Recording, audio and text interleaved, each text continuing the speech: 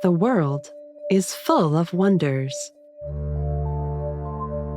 Magic is waiting in small moments. And monsters might be watching, just out of sight. But if you're looking to find them, adventure is waiting to happen. You never know who you'll meet along the way. We are the Storyteller Squad.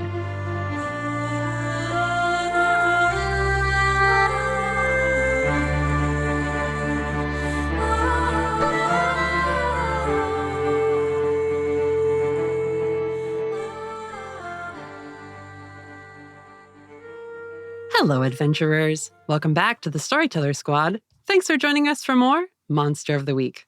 Before we begin, let's check in with our heroes. I hate it when they play hard to get, because I'm Damien Edgecrest. Sometimes we have to try really hard to find the people that we are chasing as an Eastey agent, and sometimes they just fall from the sky and land on you. I'm Raven Eugenia. God. Nice. I'm really flattered, mystery magic woman I've definitely never met before, but I'm spoken for. I'm Ariel Valentine. I am Vengeance. I am the Knight. I am wondering why my Whitaker sense is going off. What in the world? I'm Hugo Rashad. Yes! I love you with my whole heart, and I'm going to steal someone else's and love you with that too. Protected a whole warehouse of gnomes, and all I've got to show for it is a ruined suit jacket and a Futch Queen Edward Elric as a captive. I'm Agent Whitaker, and as per usual, I'm getting too old for this. Oh my God. Fuck, man. Ooh, that got me. Oh. You win some, you lose some, and sometimes you don't end up on top. That's just life. I'm Aiden Brightwood. Let's have an adventure. I fully spat all over my I monitor. can't be normal about any of these intros. All bangers tonight. Oh. I warned you it was spicy for Aiden. Oh, God. Oh, no, but I needed that. I needed that so bad. My tension headache is officially gone. We did it. You've laughed it away. Oh my God, I'm cured. Last time, our heroes, the ones working for the Eastey Agency, were assigned to protect the Gnomish Artificers Guild from attack on the night of a rare and precious materials delivery. However, the gang of Dr. Victoria Salem, the Artifice Witch, was already ready to cause a distraction and to strike when the Gnomish vault was opened to steal what magical secrets might be contained within. Ariel Valentine, Dr. Salem's partner in crime, and perhaps in other ways too, was captured at the end of the episode when Dr. Salem herself seemingly betrayed her criminal partner and left her in the hands of the Eastey agents. And we also had a little check-in with Hugo at the community center and a brief glimpse of him wandering off into the night with one Dr. Aranya Kabe. We are going to pick up at the site of the attack on the guild where Ariel Valentine has been subdued by one Aiden Brightwood. As she should. And the gnomish workers and their other employees are now seeing to the wounded, taking stock of what was taken, and just sort of recovering, and maybe some of them are in shock from this very upsetting experience that they all went through tonight. Agents, what do you do? Raven's getting up and dusting herself off after the little tumble she took with Val. Are you okay? Yeah, I'm good. Just a little shaken up. That was weird. Aiden will reach into one of her little belt pouches and pull out some restraints and put them on Val. Well, at least we got one of them. Yeah. Damien's reporting to his senior agent to see what he should be doing. Start taking statements from all of the gnomes who are still, conscious and talking and able to talk. Is Val's book around? She was using it, so probably. Yeah. Whitaker's gonna pick it up, and would he remember, do you think, the events of our little episode 0? It's a pretty memorable vacation that you all took together. I would think so. Yeah. That is a good point, though. It's probably in cuffing you, Val, that Aiden realizes, wait, it's you? Right? Because I don't think she had seen you last episode, really, like up close enough to be able to tell. No, the only one who got up close was Raven, and it was awkward. Yeah, the hair's new, but I'd remember the book anyway. Whitaker shows them the book. Yeah. Mhm. You're not unconscious, Val. You were stunned, but Okay, so she's just like, ow. Yeah. Cool. I think she's like laying on the ground for a second, and maybe for a split second she was like, okay, I'm just gonna lay here. But then they're talking about the book and stuff like that. I think she was faking being unconscious, and now she's gonna like open her eyes and just slowly try to sit up in some fashion. I think her hair is kind of stuck to her face a little bit, so she tries to like toss it out of her face. I love the very like L'Oreal. I'm just gonna toss my hair out of my face. She probably would recognize Raven and Aiden, at least from like TV. mm-hmm. I have yet to decide how well she would remember Damien and Whitaker. Actually, I feel like Damien would be pretty stand out with the weird eyes. And his signature aesthetic. Yeah, and just the aesthetic. Whitaker's probably the one she forgot. You'd only know Whitaker if you were like interested in Eastey press statements. Yeah. He's not on the sensational side of the PR. Okay, so then if that's the case, she's just gonna look up at Aiden, who punched her, and give her this cheeky smile and just go, I've seen you on the news. I'm a fan of your work. You could work on that right hook a little bit, though. I remember you being bold. I think you're the first thief I've met to critique how they were caught. Raven, read a bad situation. Ooh. That's an 8 total. One question. What's the biggest threat? You remember this woman trying to electrocute you with her hand, which is still attached to her and very near your girlfriend right now, Oh, yeah. Fuck. despite being in manacles. That's probably playing out in the open now, isn't it? The glove is off. The glove is literally off.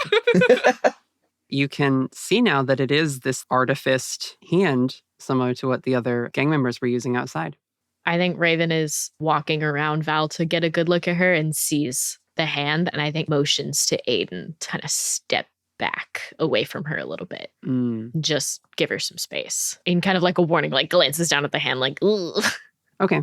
Yeah, she'll catch your like glance and nod. I think she puts a hand on Val's shoulder and says, all right, come on, we're going to take you in like if I keep you occupied and take charge of where you're going, then you're less likely to like try anything funny. Do we have to? I'm having so much fun here. You've got a lot to answer for. Think you can afford to replace that? And she gestures at the ruined window above the exit. Damn. Yeah, I mean, she'll get to her feet. Like, what else is she gonna do?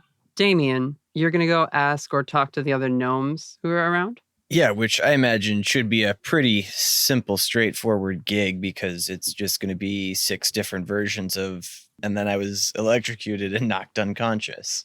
I think the people who come up to talk to you or who you get pointed to by lower position employees who like don't have any authority on the working floor would be the like guild leaders. You see 3 gnomish artificers who have very fancy little pins on their work vests that they have with big pockets with little tool sets clipped onto the pockets and like little pins that seem to denote rank or achievements within the guild. And one of them comes up to you and she says, Guildmaster Tally, thank you so much for stopping, well, most of the burglary.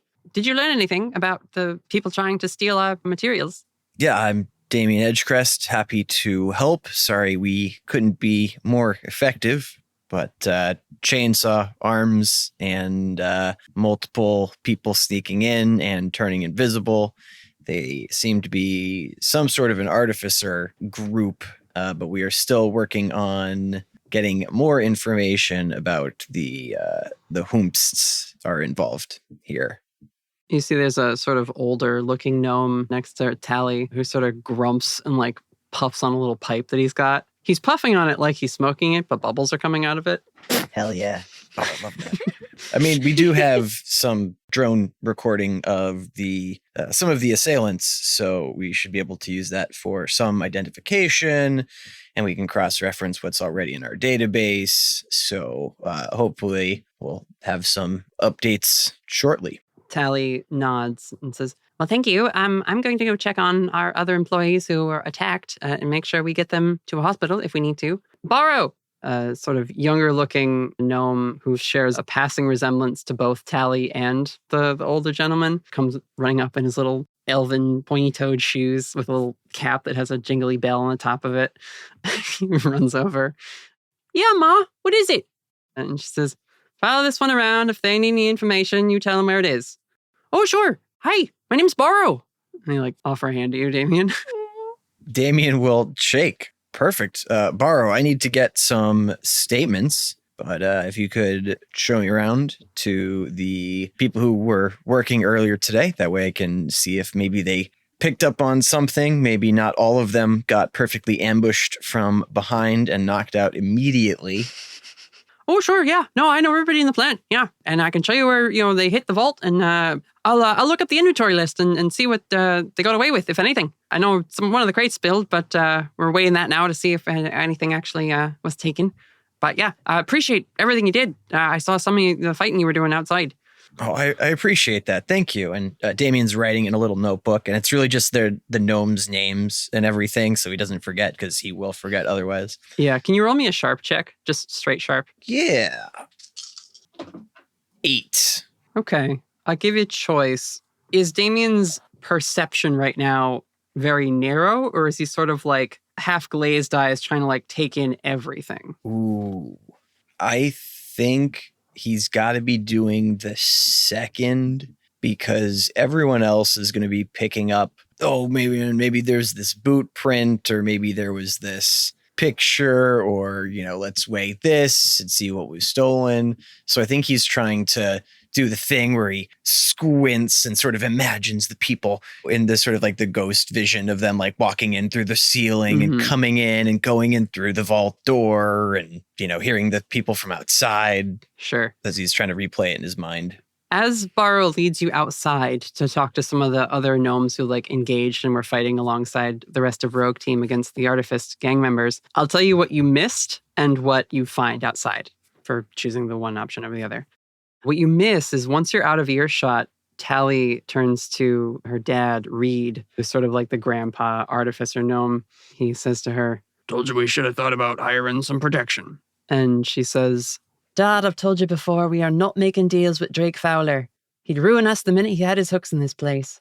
We see that from our camera view, but then we follow Damien outside. And when you get out there, as you're sort of taking in, replaying the fight scene in your mind, you recall as you're trying to bring all that information back right away, seeing at one point in the fight, Wendy firing one of their quills at someone and pinning them to the wall of the building. And you now see that Wendy is over there just trying to tug down this full artificed arm that seems to have been abandoned here by the person that was attached to it in order to get away. Fuck yeah, that's evidence, baby. That's good evidence. Oh, Wendy, high five, man. High five. They hop over to you, do a little front flip, and high five you. Which is good, because Damien wasn't dropping down low. He has his hand up high, and Wendy can do the backflip, double jump, triple jump to get up there. Mm-hmm. But yeah, they point at this score that they've landed. Perfect. They seem super proud. Damien will take some pictures. He'll go to grab it, and then before he touches it, he'll think back, these guys tend to shocking abilities and all sorts of blades and stabby things. So we're going to leave it here until the D-Magic artificers can grab it properly. Okay. That's maybe a fun time to cut over to Whitaker. Whitaker, have you called in a cleanup crew or something? Or? Yeah, he's called in medical for the gnomes, and he's called in, let's get someone who can make sure Val gets processed without any issue. All right, yeah. Drivers show up that can escort your team and your prisoner back to the agency, or the division of agency holding, you know what I mean? Not HQ, but it's a separate compound that's been established now for the processing of supernatural criminals and folks that are brought in for different illegal activity. Yeah. Anything you want to do on the scene before we wrap up this immediate post-encounter scene? Sure. I'd like to see if there's any information on the crystals that the bad guys were targeting, if we can get any more info on that, and if they have other purposes than just they're powerful. Okay. So this would be a conversation you'd have to have with either Borrow or his mom, Tally, the guild leader. Yeah. So I think it's a manipulate someone to get the guild to share what precious thing from their vault that they were keeping secretly locked away was taken from them, you know? Yeah, I like that. Go ahead and roll manipulate someone. All right. Rolling with the -1 because I'm not very charming. Oh, it's still a 10, though. It's still a 10. Oh my goodness. It's still a 10. He's going to go to Tally, Guildmaster Tally, after she sent Damien outside. Tell me about the goods they were targeting. I saw one of them were looking to get one of those boxes of crystals. What sorts of things can you do with a good like that? Beyond commonplace stuff, I mean. Tally will sit with you. She's got like a cheap, watery coffee in a styrofoam cup that someone from the agency has brought to like give to people, sort of bring the adrenaline down with warm drinks and that sort of thing. She is looking over a list and checking things as the rest of the shipments are actually being brought into the vault and loaded in. She stops a couple of her workers and has them open the crate, and she shows you. She says, most of what we were bringing in was rare gems and things like that. The gems help to focus the magic of our artifice when we install them in devices, so different gems achieve different effects. But seems, based on the weight and the cargo we're bringing in right now, that they made off with maybe a handful or two of those. And she continues to glance down the list, and she gets to a section where Barrow has circled something and put like a star next to it.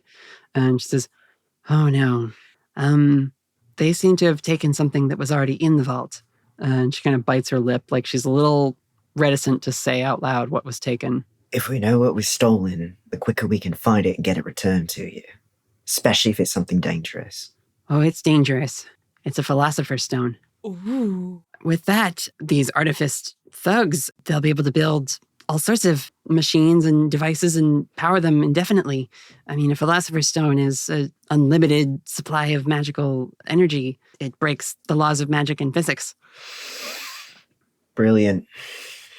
All right. We use it for very specific cases where we need a high energy output that we otherwise can't produce by normal means. Please, if you can get it back for us, that's, oh boy, we're going to have a lot of projects set back. Gosh. That is now on the top of the priority list. Is there any way to trace it? It's a very powerful magical object. Is there any energy signature that can be traced? Did you all make it or did you find it? It's been passed down through the gnomish families for a while. Philosopher's Stones are incredibly rare and very hard to make and kind of taboo to make, to be honest. I don't even know that our family still knows the procedure for that. We've just sort of been using the one because they last so long. Yeah, I don't recall it giving off any sort of unusual signature. It really only activates when the energy within it is called upon. What types of things is it most commonly used for? I don't want to assume the people who stole it don't know how to use it. Any kind of powerful artifact. It can enhance, it can power large artifice devices. They have been used in rituals before for dark magics. It's a limitless battery. So when I go looking for a trail of destruction that'll lead to this, it could be literally any trail of destruction. Well, any leads you have on this particular gang probably would help you narrow the field, but depending on what their intentions are, your job might get a lot harder in the next couple of weeks. Appreciate that. Thank you. Good luck. She sort of gives you the look of like, you think your job's going to be harder? I just lost my limitless reactor. We'll get it back. It's fine. We'll find it. How hard can it be to find a limitless reactor in Portland? Question is it still in Portland? Season 3 takes place in Portland. It better still be in Portland. Anything else, Raven? You want to look around? You want to give Wendy a pat for finding the evidence? Oh, she's so proud of Wendy. No. I think she would just give the inside area another once over to make sure there's nothing else that was dropped, especially since we picked up Val's book. Just kind of seeing if there was anything else she can find that anyone from the crew might have left behind. I don't think so. Okay. Yeah. That's fair. And like they've got the whole team looking. Because it was only Val and Victoria in the plant. That's right, yeah. And the people that all left together. And so, yeah, I don't think there'd be much left behind. Other than like the glass that they cut out of the ceiling, like the skylight. Yeah, so that was a skylight. If Raven still has the Storm Spirit cloak activated, I think she would try to get up to where that skylight is and maybe go out it onto the roof just to see if there's anything on the roof, any indication of where they might have gone. how they got up there. Like, Okay, here's what I'll say. You get up on the roof, and actually you find 2 more gnomish guards who had been knocked out and are just unconscious up on the roof. oh, So you can go over to them and help them get down and things like that, make sure they're okay. So you know that clearly the approach was the roof. yeah. It's another indication that this Val person who you met while you were on vacation is clearly a pretty dangerous and capable criminal. Yeah, this was like organized and planned out and stuff. Mm-hmm. Yeah, she would, as long as the gnome guards up there are like conscious now, she'd scoop them both up and give them a lift down to the ground with everybody else so they can get some medical attention. Yep. Roy, fancy magic there, miss. Thank you. They Just glad you're both all right. tip their little gnomish caps and go get tended to. All right. I think we will cut back one more time to Damien before we leave. Barrow will come over and help you get the arm down from where it's pinned to the wall. Oh, yeah, these tongs are great. Thank you. Yeah, now you're going to want to be careful there. Okay. Right. And then that button. And now twist to the right. There you go. Nice.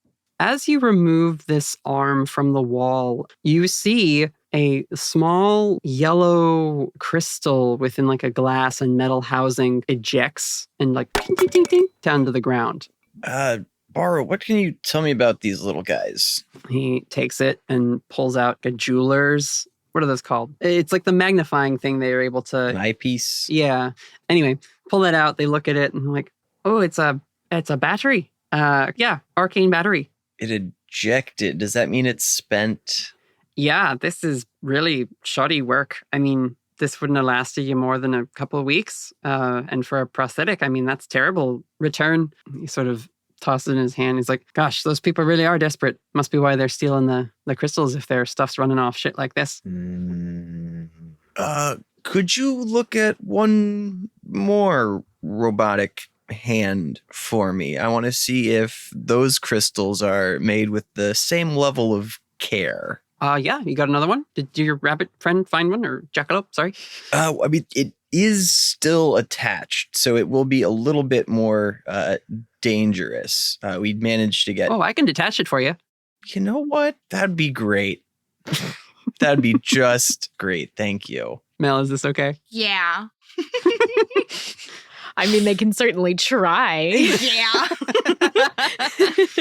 No one's saying you have to let them. We can also get a nice replacement for you. Mm-hmm. Yeah, Barrow comes over. You lead him over to the captured Ariel Valentine. You ask Aiden, I guess, Yeah, hey, Aiden, Barrow over here was pretty good at identifying this artificer arm that Wendy was able to find. So I was thinking maybe he could take a look at our captive's hand.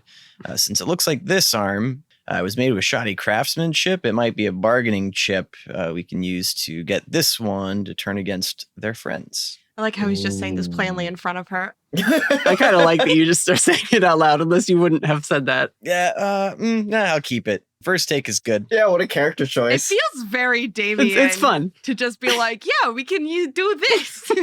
Hey, yeah, your hand might stink, so we're gonna examine it, and probably we'll disarm it too, so we're not heading back to question you with a loaded weapon. Yeah, Aiden looks to Barrow and she says, yeah, it's got some kind of stun device in there. Can you deactivate that for us? Yeah, I can take a look. I will need to remove it to examine the interiors, but yeah, no, sure. Miss, sorry, I'm gonna... I mean, you did try to steal from my family and my coworkers, so I don't feel too bad about this. And he very deftly... If he touches her hand, she will immediately discharge a taste charge. Okay. You're so valid. Yeah, roll kick some ass. I just need to interject with something real quick. Mm-hmm. Mm-hmm. The old punishment for thievery. Oh, that's true. Mwah. Buddy.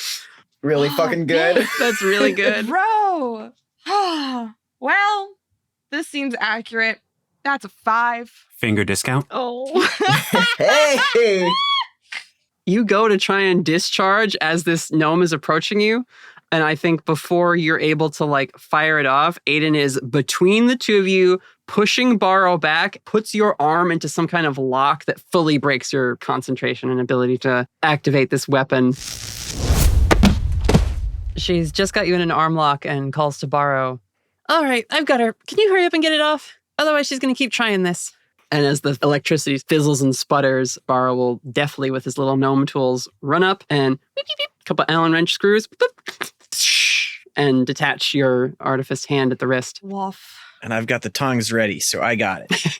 He pulls out like this, what looks like a little folded book, undoes a latch, flips it like a coin in the air, and it and magically like turns into a little work table that just kind of like clatters to the ground in front of him. Okay, yeah, we'll just put that on there. There we go. From his little pockets on his little work apron, vest, he like brings out a bunch of stuff, little light, little lamp. He just quickly sets up a little workspace. It seems like they can just do this wherever. And he uses his little viewfinder again to look at this hand, and he mutters to himself as he works. He says, here we go again. Huh, weird.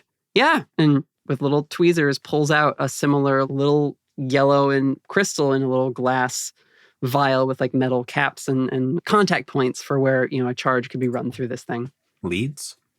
Leads, or like where it's drawn, or the energy is drawn out of this thing into the rest of the hand to power it. And he says, yeah, that's wild. Well, your people should probably examine this for sure. But yeah, it seems like they've all got these shitty little batteries in them. Well, you're welcome. It's terrible work. I'm real sorry, miss. I mean, listen, if you get yourself back on the right path, come on down. We'll set you up with something a bit better. I just hope you don't need me to sign any paperwork. That's pretty funny. He says, right, well, that's fair. You have a lovely evening, person who tried to steal from us. Good night. He like folds his stuff up again. You can see he's like not enjoying taking lip from this person who broke into his family's company. But yeah, he says you should look into it for sure, Damien. And he'll give you the other battery and you can hang on to the hand. Perfect. 2 batteries, 2 hands. Mm-hmm. For the listeners and for clarity, the one arm is like from the shoulder down and Val is just a hand. From the wrist down, yeah. Ah, gotcha. I feel like she says something along the lines of like, I've heard of disarming a girl with your charms, but this is not what I expected. That's pretty good. You gotta hand it to her. That's pretty good. Ooh. Well, you can entertain everyone in Agency Holding. Let's go. It's late and I want to be done with this assignment. Watch your head. And Aiden will get you into the back of an agency vehicle to be taken away. We watch the door to the agency vehicle close on Val, and our camera cuts briefly to black. When the camera resumes, we are with Val, and we see that she is being driven towards the Eastey Agency headquarters and the expanded agency holding facility, where criminals who are brought in from instances of supernatural crime can be registered and assessed before being transferred to the mundane legal system. Aiden and Raven, you are riding with Val in the Eastey transport. Aiden can be driving, you can be in the front seat, Raven, and Val, you are in the back where there's like a divide between the two. Aiden will press a button which activates an intercom so you can hear her voice come through a speaker into the back of this car. Hey, it's Val, right? Sorry I punched you. I could have stopped you without doing that. Val sort of rolls her eyes and says, "Don't worry about it, angel face." Aiden just sighs and turns off the intercom. I'm sorry. I don't know how else I expected that to go. She's probably more upset about getting caught than about getting punched. Don't dwell on it too much, okay? I won't. She isn't exactly banking sympathy for herself. Plus, she could have stared at you a little less. I'd still prefer to be the only one noticing how good you look when you're working. We are on the clock. I'm just saying, you should be in bed, and I want to take us home. This had better be a short interrogation. Yeah, you hope so. We'll see. Yay! Val yells from the back seat. Didn't even hear exactly what was exchanged, but she had an idea. She caught the vibe. Yeah. Oh my God. She knows. All right. You are brought to Agency Holding. And we come into, I don't watch a lot of crime drama, but a classic like bullpen style thing, but a little more high tech, a little more security clearance in order to get through to the agency's area for processing criminals that they catch. You are led in and placed in a very stark room. You can see that there are active glyphs and like seals on this room to prevent magic from being cast in here. There's a clear non-detection rune and like a thing that would prevent you from sending any sort of communique out into the world. This is very much a lockbox for questioning people that are brought in. I am tempted to either stay here with Val and her thoughts for a moment, or to simply let Rogue Team begin your like next steps. I would love to see more of like Val when she is not being a shady bitch. Yeah. I agree. So Val, you are left in the room and you're cuffed on one side of the table, but other than that, you are left in here alone. There's like a jar of little mini candy bars on the table for you to like snack on if you want. I mean, if her arm is She can't out, open them. she can't fucking get it. It's just sitting there taunting you. That just feels cruel. That's so mean. That is mean. That's pretty fucking mean. Wow. The fact that there is chocolates in there makes me feel like they are nice. And so someone definitely unwrapped like 2 of them and left them on top. Yeah. Like went to leave the room, turned around and was like, ugh. Wait. That could be something you do when you go in to question. Oh, true. As a Okay. sign of goodwill. Yeah. You're totally right. I think Raven's really uncomfortable with the fact that we took her hand. Yeah. So you're right. That was just an oversight that they put her in there with the chocolate. That's so mean, and I love that. God. Well, I mean, it's always there. Like it's left there for anybody, you know. Anyway, you're here in the room, Val. You've been taken into the agency. Mm-hmm. How long has it been since the last time Val was in this kind of position? Is I think a question I will ask as keeper. Ooh, I think it's been a little bit. At least within the last couple of years, I think she's been pretty good about avoiding getting caught. I'm gonna say the last time she got caught like this, would it be unreasonable to say that she was like 22? So like 7-ish years or so? Mm-hmm. Which, like, in her timeline, are you thinking that that would mean that she was caught by, like, mundane authorities over something petty and small? Yeah, something petty and small and mundane. Yeah. Before she broke into the big leagues. But it was special to her. And I think she's just kind of like looking around the room. The little shading smirk that she's been holding since getting cuffed is gone. Pretty flat-faced. Is there like that typical something that looks like a mirror, but it's actually like an observation window type of thing? Or are there cameras? There's definitely a camera in the corner of the room. And I think it being the agency, there being magic, I don't think there is an obvious window. That doesn't mean that there is not like an illusion masking that instead. But I think this being the agency, it is pretty blank in here. Right. She kind of takes in her surroundings. Did you say that there was magic markings like on the floor or something like that? You said the room is basically like warded. Yeah. Are there signs of that, or is it 100% plain? You would have clocked it as wards around the door frame when you were let in here. Got it. And there's maybe like a pattern in the center ceiling around the light that is that no messages in or out kind of ward as well. Right. She's just looking around the room, and I think kind of just slumps in the chair a little bit. You know how like a bratty high schooler kind of slouches down in their chair? Their knees are just out to God knows where. Tailbone off Just- the seat. Yeah, basically like half teetering off the seat. And she just kind of like, not throws her head back, but lets her head roll back. And she just goes, "You have got to be kidding me." And I think like if we zoom in on her a little bit, we see little signs of anxiety here and there. Like, how the fuck am I going to get out of this? Why did she fucking cut my line? Those little questions like silently rolling around in her head. You can tell she's thinking to herself a little bit because she's scrunching her eyebrows. She does like a little bit of a scowl at one point, but she's just like staring at the ceiling at this point, just like silently seething and processing what's happened within the last couple hours. Can you act under pressure for me? Ooh.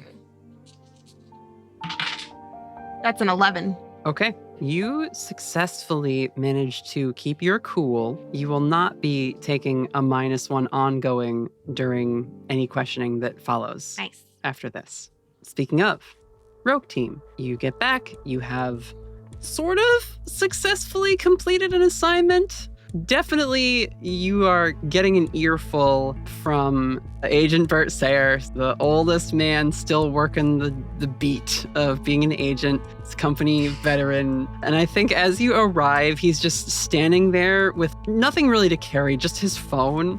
And Whitaker, as you come in, Aiden and Raven will take Val into processing, and Damien's taking the artifice pieces into evidence, and Sarah's just standing there going, "The whole stained glass edifice. The whole thing." Agent Sayre.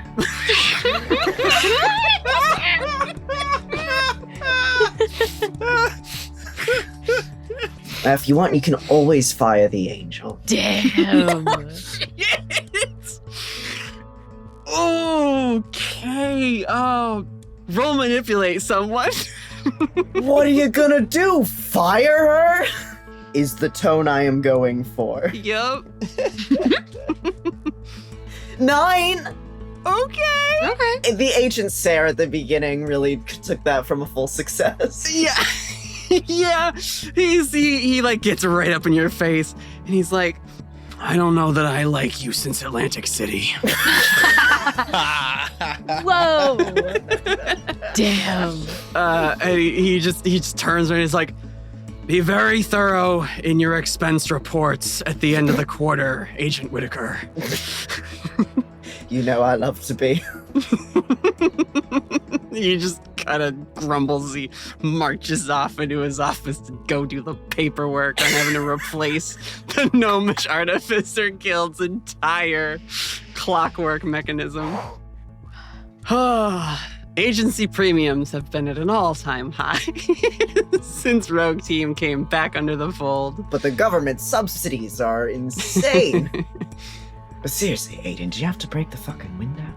In her defense, she did get thrown through it. Yeah, I think she feels that scorch mark on her outfit that she's got for away missions. And she's just like, "They said it was a Philosopher's Stone. Put that in the report. Tell them I took a punch from a Philosopher's Stone and was fine. And see what they do about that." Yeah, fair enough. She gets very snippy.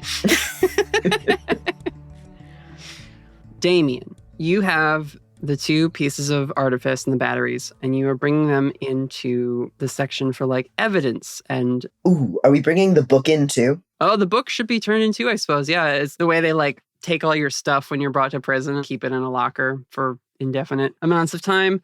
Yeah, book, hand. I did not think I was going to lose that so soon. The person behind the desk says to you, Damien, Gimmer will be right down to take a look at it. I got your call on the way over, so should be here any minute. Oh, Gimmer's gonna have a field day. Okay, perfect. I'll just wait here holding the book and arm and... Oh, I can take the book. I can. Okay. Yeah, thank you. Yeah, oh, perfect, thanks. Gimmer calls to you as he's coming down the hallway, and he says, "Edgecrest, how's it going?" Hey, Gimmer, how you doing? He walks up and he'll friend handshake with you, do a little couple snaps and a fist bump. Yeah. We see, for new listeners, since we haven't introduced Gimmer in a while, a young goblin man with warm green skin dotted with darker green freckles and large pointed ears, bright yellow eyes with the vertical pupils that all goblins have. Gimmer is sporting a very crisp, hex-patterned side shave with some longer black hair standing up in spikes like it's been styled or blow-dried that way. He's in a nicely fitted shirt, a playful, frenetic lines pattern on it, and he's got a pair of glasses tucked up into his hair that have several additional adjustable lenses clipped to the rim. Gimmer is the agency tech goblin, and I have decided to feed the audience by making him extremely fuckable. Hey, adventurers, if you know I'm talking to you specifically right now, you're welcome. Gimmer might awaken something in you. He might. Who knows? Let it happen. Just let it happen. Just embrace Let it happen. Anyway, hot boy goblin. Moral of the story, he's hot. Moral of the story, he's a hot goblin, and he's here to look at tech. Yeah, green team, let's go. Green team! Oh, I love that. Oh my god. Gimmer is 3'4". He's short. Short king. A We short love Short king. king. As a fellow 3'4" short king, I respect that. I love that. That's right. Oh, you grew an inch, Emery. Good, congrats. Wow. You vicious woman. You set yourself up. Oh, funny. All right. Yeah, Gimmer will take the stuff, bring it over to an examination thing. He looks at the batteries when you show him them, and he says, yeah, that is weird. Yeah, most artifice like this would just run off the wearer's spark. I don't know why. That's weird that they would put that in there. Maybe they couldn't make the right connection. I'll have to take a look at this. I might have to disassemble one of them. Should probably disassemble the hand first before the arm. Just kick me while I'm down. My God. Mina, I'm so sorry. Yeah, this is what I get. No, don't disassemble the hand. What if we want to figure out how it works? Just don't disassemble the hand. It's too mean. It's too mean. You can be there. You can be there to say that, Whitaker. That's fine. Gimmer, you can put this back together, right? I can put anything back together. Okay, perfect. Then yeah. I'll do the arm. Does the hand belong to the person you brought into booking? Yeah. Oh yeah, let me take the one that doesn't have an owner in-house, and then we'll figure out if she gets it back or not. Okay, that sounds reasonable. So he... Regrettable. He starts to work, and he says, Oof, I'm gonna be... Man, it's already 11. I'm gonna get some coffee. I will let you know when I have something found. Perfect. Do you want me to bring you something? Yeah, whatever's they got at the commissary. All right, you're 2 scoops of sugar and a thing of milk, so we're good. Yep.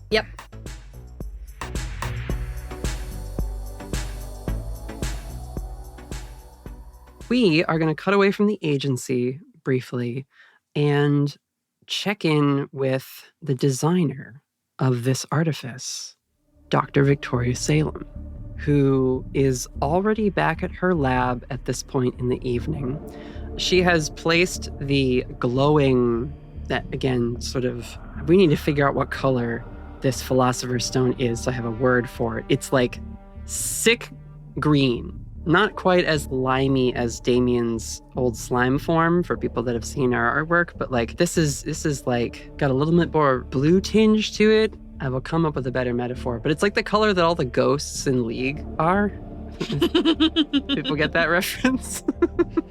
Spectral green. Spectral green, yeah. Yeah, there you go. Anyway, she places this green gem on one of those anti-grav discs in her lab where it can just sort of stay suspended and not interact with anything tangible.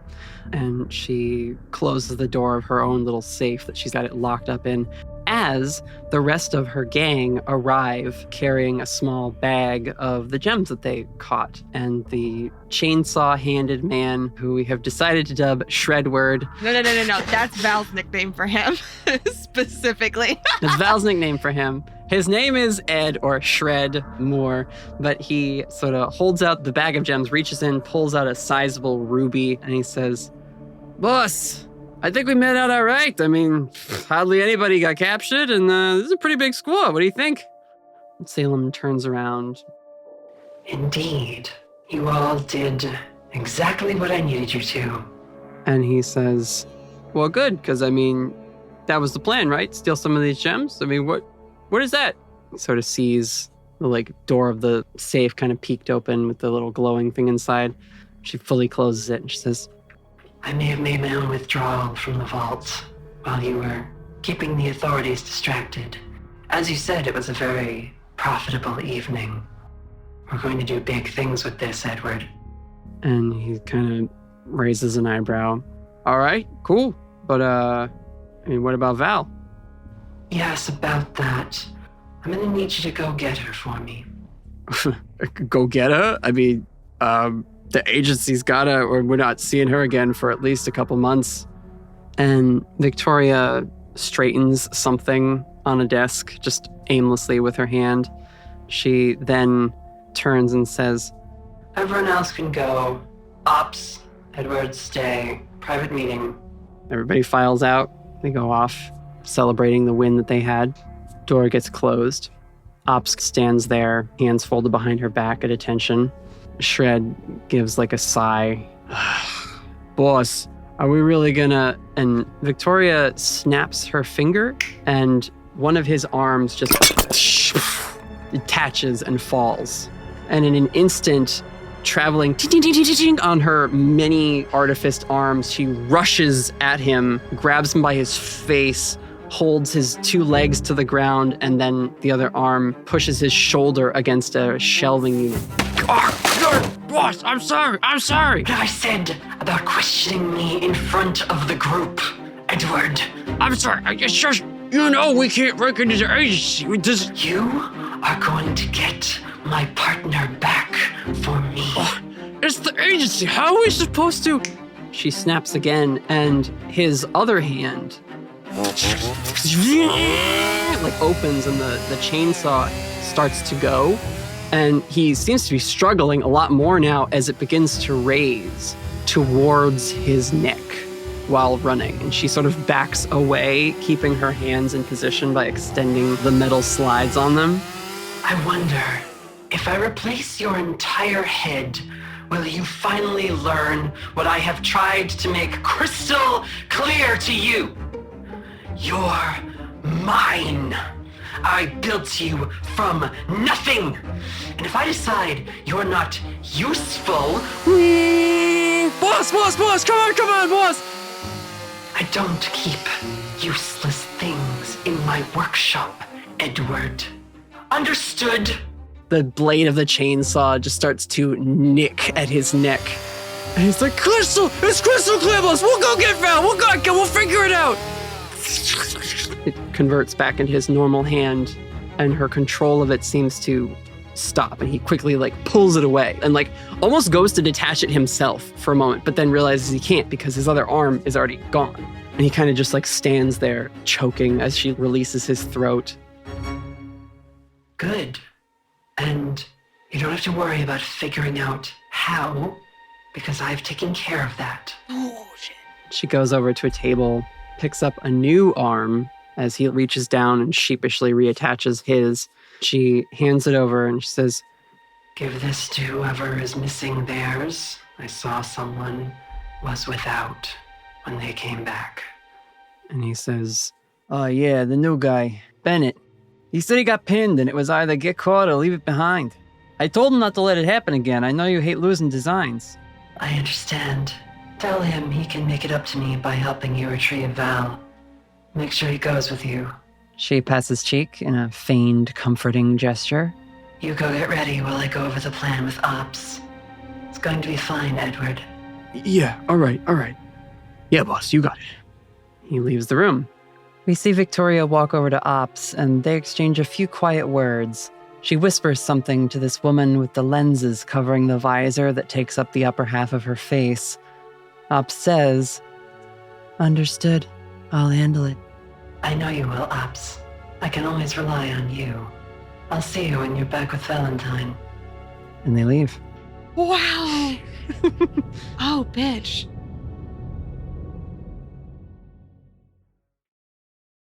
Now, back at the agency.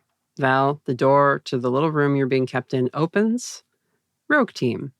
Who comes in first? Can we cut to the scene before the door opens where we're just sitting out there? Rock, paper, scissors? Sure. Are we all? Oh, I mean, yeah. Are we not? I mean, did someone not want to go in there? And I was just assuming Whitaker was going to go first. Or are we just rolling for who goes second? What's the plan? What are we asking her? The basics.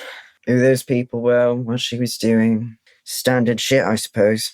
Though, she is the girl from Yosemite, right? Absolutely. Yeah, she definitely is. oh, yeah. Did you just realize that, Damien? It's been a year. It's fair. And the hair is different. Okay. All right. Listen, you meet someone for one time in the middle of the woods and then get a pop quiz. You go on one adventure with somebody. How memorable is that? I want to know more about how she ended up falling through the air when she was clearly so close to escape. Didn't seem like an accident to me. Ooh, you should take point on that. You saw the whole thing. Damien and I were outside doing that bit. We'll see what we can get. I have a feeling she's not going to tell us much, but we can try. If we get her talking, maybe she'll open up about something. We can chase that thread. Damien, still got the hand with you? Yes, I do. We should give that back to her. Mm. Sign of goodwill. Also, it's her fucking hand. Yeah, it is the humane thing to do. So we should do it. I can't do this because Aiden wouldn't. She's not this mean, but you really should just walk in and be like, catch these. How fucking dare you? Okay. Damien, can you do that, please? Please do Whitaker's that. like, we're going to do this as like a nice polite gesture. Catch these, please. Her hand is literally cupped to the table. How's she gonna fucking hits her in the face. God damn it. It's so mean. She's only got one to catch with. How much of like a recovering asshole do you want Damien to be? I think is the gauge here. Or just unintentionally clueless that you would like forget that she couldn't catch it. I support both. As usual, D, none of the above. Okay. Damien is going in the room with a cooler and the hand placed on top. Okay. Whitaker behind the one-way glass. How do we feel about this? You've got me on an earpiece, so I can ask anything you can communicate with me. Yeah. But is it like you take the earpiece away to ask Aiden and Raven? How do we feel about this one, guys? How do we feel about this one? He had a rough day. Should we send someone else with him? I know he like really wants to prove himself on it, and I respect that. But what's with the tubs of ice cream? I kind of want to see where this goes. Let's give him a couple minutes and then we'll go in if we need to. We're right here. Let's just give him a second. Let's see what he does. All right. Howdy there. You? I don't know what your name is, sorry. And I probably wouldn't believe you if you told me. But I am here to give you your hand back. So that's good news for you. I don't know how to attach it. Is that like a simple process? Does it just like pop into place? It's one of those things where like it magically feels its matched pair receiving end and it can just like reconnect easily. Okay, perfect. I think she's just like pretending you're not there for a second and she's still just like slumped in the chair staring at the ceiling. And you reattach your hand and she just kind of like her head like rolls over to one side to look at you and rolls her wrist a little, flexes the fingers a little bit, make sure that it actually works. It functions as a hand valve, but you know that without the battery, Victoria has said that none of the hand's various attachments and special features will function properly. Mm-hmm. Yeah, that makes sense. Is the battery something that she could like look at and see like the status of, or is that like the hand has to be sort of like semi-disassembled to see the battery? I mean, it is magical, but I think there's maybe a little transparent bit on the back of the hand where like you would see and like flip up to install fresh batteries as they're made and required. Got it. And you just see that that's like completely empty. So they've taken the battery out of this, which now makes it just a artifice hand and not the magical super crime tool that it normally is for you. Wow, you figured that out. Gotta hand it to you. But yeah, well, we're professionals here. So Damien will open up the cooler and get a nice big hefty bowl out and then gets a couple pints of ice cream, can of cherries, there's a can of whipped cream, there's rainbow sprinkles, some chocolate sprinkles, some of the crushed up peanuts. Yeah, so Damien begins scooping some of the ice cream in. So I know, Jane Doe, that typically I've got to ask you the series of questions, you know, who you're working with, where's your home base, what are your next plans, yada, yada, yada. And either you won't answer or you'll lie and send us on goose chases. So I, for one, think this isn't really going to be too, productive from like a question and answer perspective, unless you disagree. She's just been watching you unpack all of this ice cream, has like a slight furrow to her brow. Her response indicates that she was not listening to your questions at all. I will say, meta-wise, she was listening to your questions and just elected to not answer.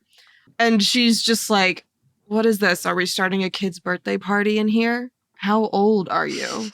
I like to treat every day like my birthday. Since it's hard to keep track of, when that would have been and conversions and whatnot. Anyway, no, this is just a little treat for myself. Just because if you're not going to talk, well, I've got to do something productive. And as you can see, he's, scooped all the ice cream in, but he started to make with the spoon scoop, strange patterns and lines into the ice cream so that there's these grooves that go down to the bottom. But if you know magic, you would probably recognize some of the runes that are carved. Maybe not initially, but once he started to shake in a layer of the peanuts inside the grooves, you're like, oh, huh, those are magic runes. Would she be able to tell if they're magic runes? I mean, she does a little bit of magic here and there. I think you could recognize them as potentially magic, but you've never seen anyone cast magic with ice cream, and also you don't recognize what spell they would be casting if they are about to. Mm-hmm. I didn't realize the agency was so lenient with their interns.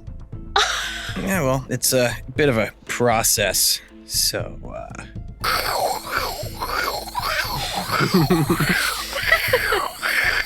Do they throw you a pizza party every Friday, too? Yeah, more pizza than raises, but, you know, we don't really do it for that. We do it for the experience, really. See, I just can't stand stuff like that. I prefer to take what I'm owed.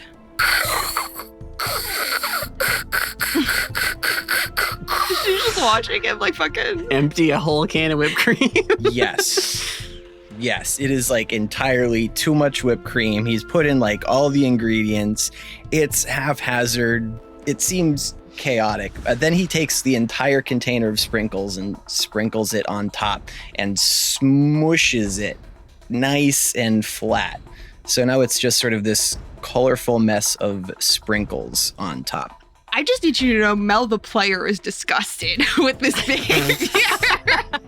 This is terrible. Damien, do you want to roll use magic to see what you're doing with this? After all this, I would burn a luck point to make this work and look cool. I'm going to build this up for a fail. I don't think so.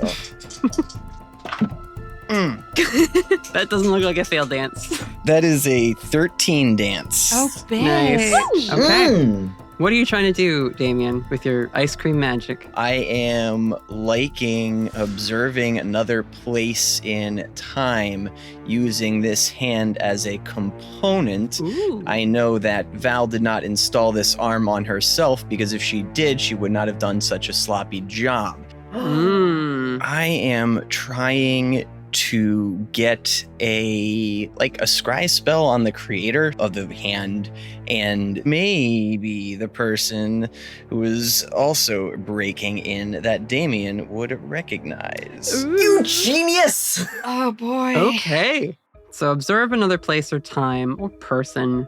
Yeah, I think as you smash this ice cream creation into the table, there is that pause where it's like Val makes a face and it's like, ugh. And then as you pull your hands away, rather than ice cream dripping off them, little motes of a greenish light pull away from your hands. And the ice cream on the table begins to mix and swirl, and it lifts in this swirling motion off the table, out of the bowl, and sort of rotates in space upwards, so it becomes flat like a mirror in front of you, Damien. And the sprinkles arrange themselves within the whipped cream face of this thing, almost like pixel art or like very low res camera footage of the image that you are seeing. Are you trying to see Salem now or when she installed the hand specifically? Is it another place and a time or just another place?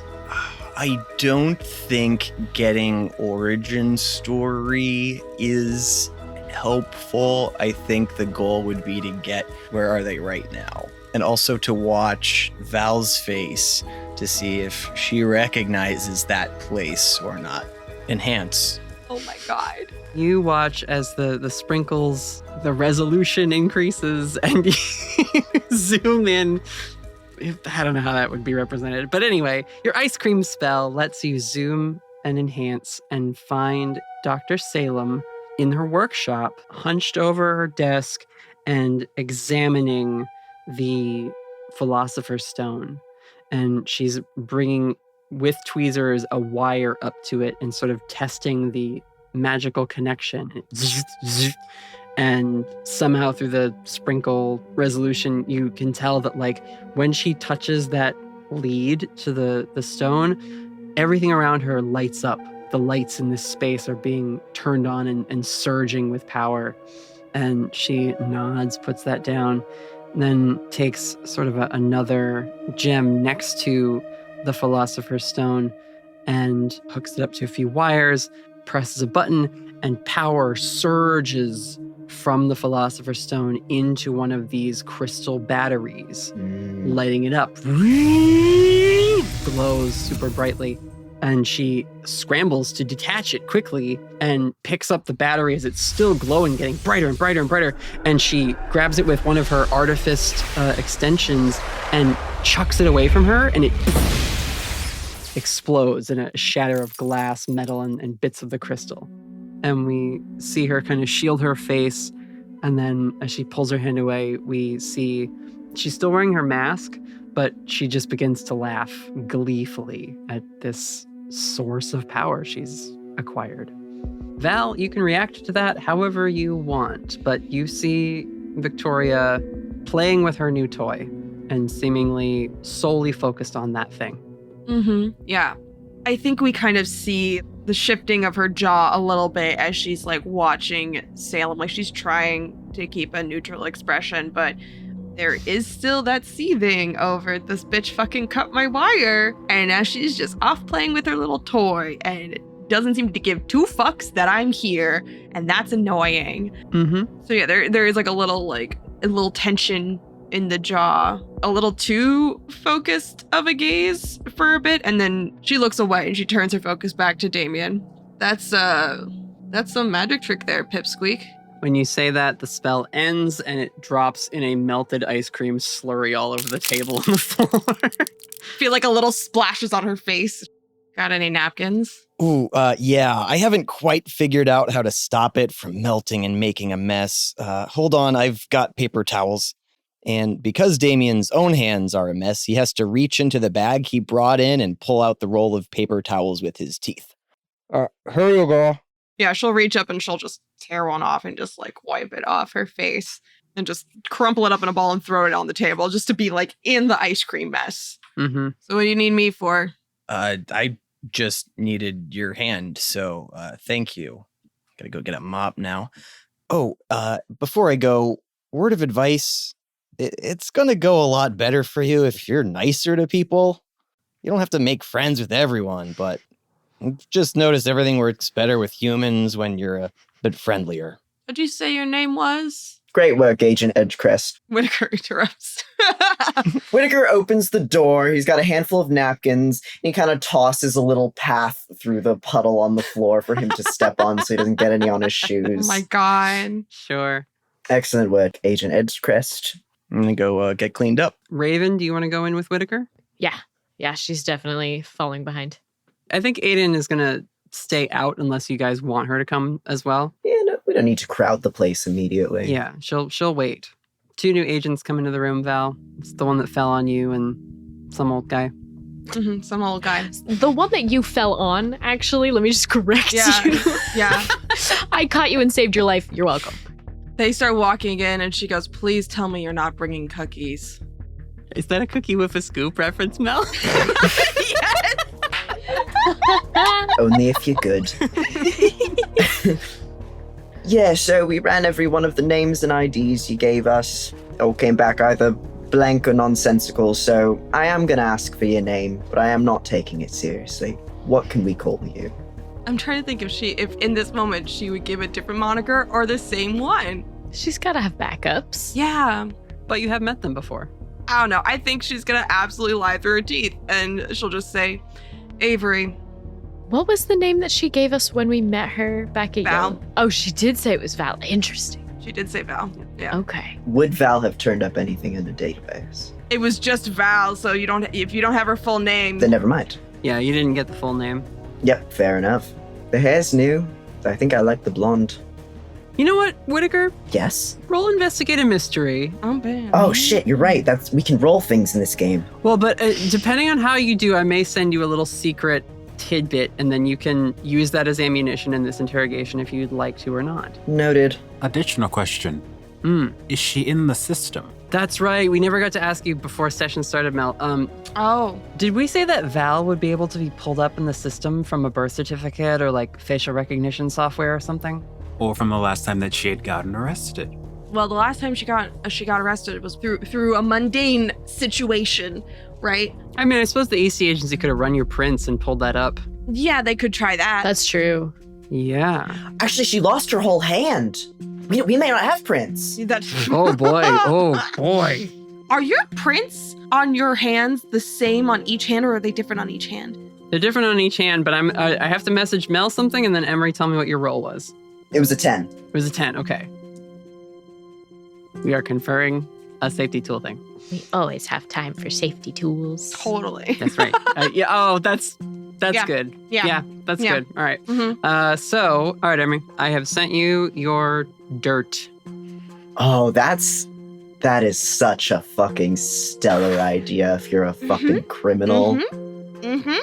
Yeah. You can make use of that if you'd like to or not. Sure. I don't think we'll reference it specifically, but you'll have it in mind. Hey, adventurers. Editing Natalie's note. We agreed in our DMs during the session that Valentine had her fingerprints removed when she was a teen.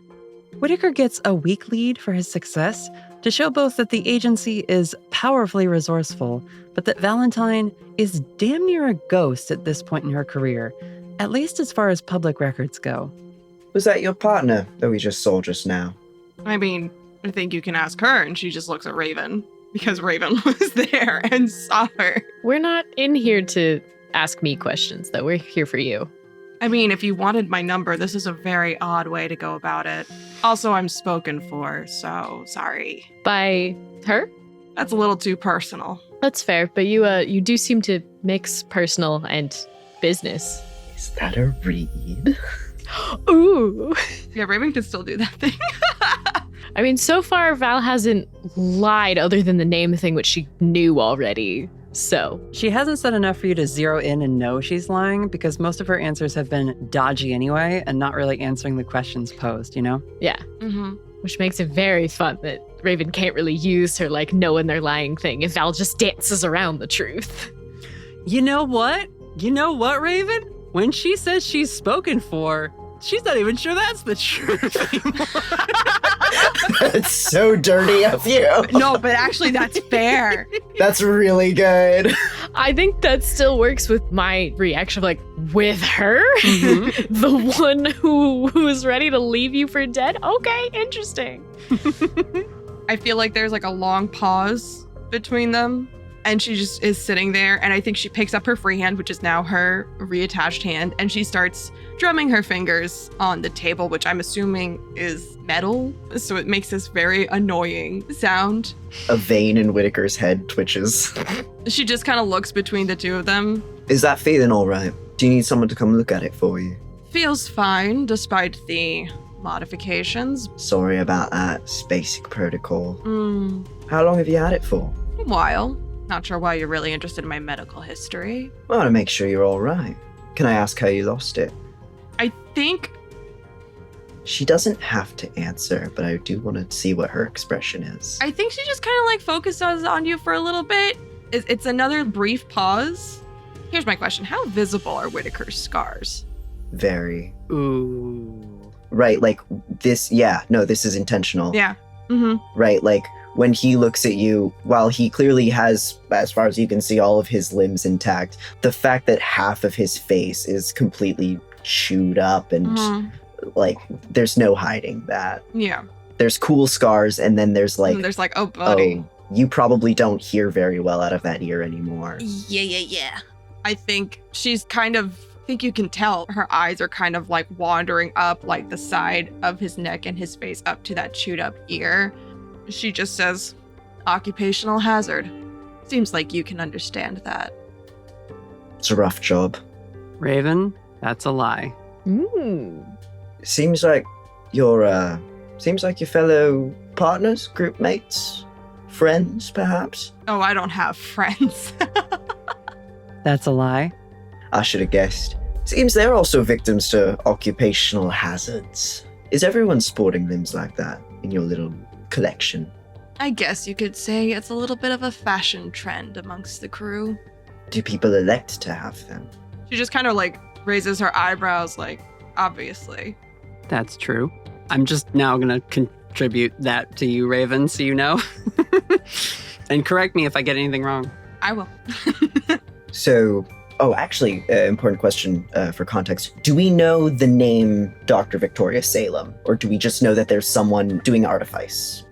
Ooh. Because there was definitely mention of the Artificer Witch, but I don't know if we have, like, the name for her. Yeah. Roll your plus weird agency connections thing, Whitaker, to see if, like... Oh, sure. Because I have dropped the name Victoria Salem before in the podcast. A couple times, actually. Mm-hmm. But whether you had, like, been able to follow up on that post Atlantic City and coming back to the agency and having those records available again, I think we'll determine now. So what did you get? 5. No. No. What you know is that the agency has been seeing an increase in the number of reports of crime performed by people with artifice augmentations, and that the name, the Artifice Witch, has been a rising one spread in the seedy criminal underbelly of Portland. I do want to canonize something that we were just talking in chat about and just make this a thing, that because Raven is so good at detecting lying, I think in situations like this, they have just an unspoken system where she's either like tapping her finger on the table once or kind of just nudging Whitaker's foot with her foot, like really, really subtly, just anytime she's noticing a little lie, just a little poke. And so he's just already knowing like, oh, that was a lie. Okay. Mm-hmm. Do you want to be playing with your cards? Ooh. Right, just like as like a little stim tool. Yeah. Oh, she's shuffling them. And then anytime she like hears a lie, she'll like tap it on the table while she's shuffling. Oh, that's really good. That's cute. Ooh. And so everyone on Rogue team knows that there's always some kind of signal, and this is the one when we're sitting down. Just so that it's immediately established Whitaker's on the same page as Raven.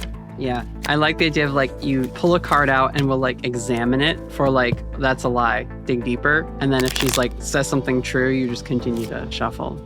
Yeah, there's always some little like tick that you guys will pick up on. Yeah. Brittany, do you want to be asking questions, or do you just want your role to be lie detector? Because I'd love if Raven got some questions in here too. I would love to hear Raven's questions because there were some you wanted to ask about. I had like a couple, but I think Whitaker's taking lead on this. She's mostly here for lie detection. And if I think of something, I'll have her jump in. But for right now, Whitaker's got lead. Please do. I love the idea of this like menacing goth in the corner, just like shuffling cards, staring daggers into Val. Yeah. Got word from some of the gnomes that the prosthetics on some of your crewmates, shoddy work is what they said. It seems like these things are designed to explode. Do you feel safe having that? He points to the hand. Val, you know that Victoria's work is some of the finest artifice available. Mm-hmm. Victoria's stuff is hot shit. Like, she gets contracted by the biggest criminal names in the city to build them stuff when they need it. So, like, the fact that the gnomes are calling the prostheses shoddy is odd to you, Val. Mm-hmm. And you're not sure in what way they would be shoddy because Whitaker has not elaborated enough yet on that point. I think she just kind of smirks a little bit and she goes, I think those gnomes were just a little bit mad about what transpired today. Shoddy work seems like a cradle for the ego. Are you mad about what transpired today? It's all part of the job. Lie. Very loud card tap. just like slams the deck on the table. Glances over at Whitaker. It doesn't have to be. You're clearly very good at what you do. Do you want to be working with someone who has you on such a leash? Apt choice of words, having been cut off a leash earlier this evening. Damn. And what would you suggest? Work for you, Sir Christopher Lee? I don't think so. That's high praise. Whitaker blushes. Tucks a little bit of hair behind his ear. I think I'm like Christopher Lee. Yes, an old decrepit actor. A fucking war hero. You keep his name out of your goddamn mouth. Aiden opens the door right as you stand up and yell this at Val. Okay, why don't we take a short break? Dragging Whitaker out. You take that back right now. Oh, it's that cat meme. I love the idea that that's what breaks Whitaker. Insulting Sir Christopher Lee.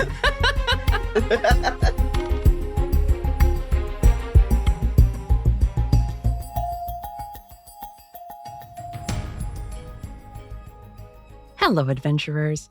Thanks for joining us for another episode. This week, we are promo swapping with our friends from Pest Control.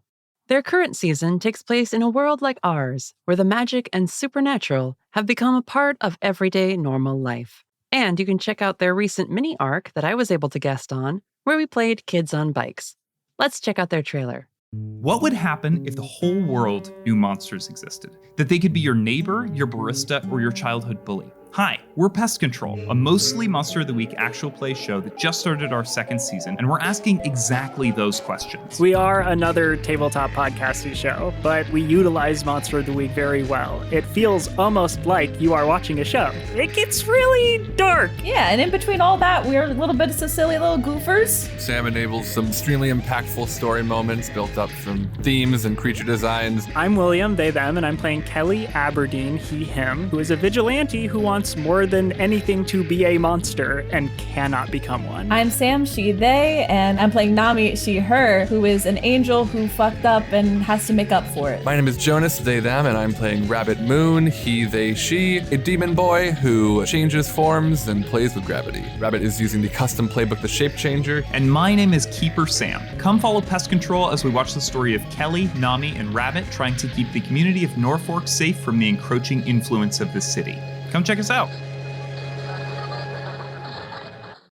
You can find Pest Control online at Pest Control Pod. I was called a heart-wrenching genius by a friend who listened to that Kids on Bikes game I mentioned. So, if you can't get enough of my signature affectionate torture via storytelling, that's waiting for you over on their feed. See you later, adventurers. Hey, adventurers. Thanks for tuning in to another episode of the Storyteller Squad. We've got a few announcements to get through, so let's get started. If you're enjoying our show, consider following us on our socials. It's one of the best ways to keep up with our episode announcements and help spread the word about our show to your friends. We're at Story Squad Cast on most platforms. Also, consider leaving us a rating or review on your preferred podcast platform. It's another way to give us a boost in the algorithm and get our show seen by potential new listeners. And that means more people for you to talk about the show with. Speaking of which, did you know we have a Discord server?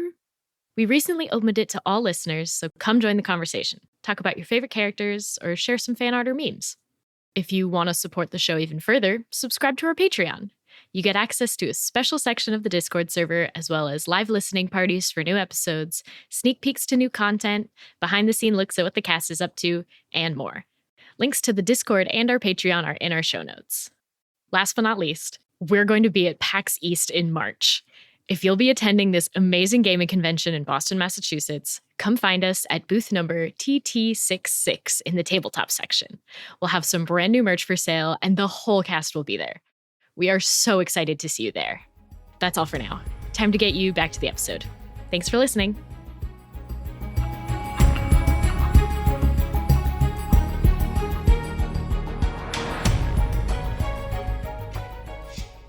So, how about this? I really like the idea that Aiden coming in and interrupting the interrogation was something that you all maybe had thought up as part of your original strategy.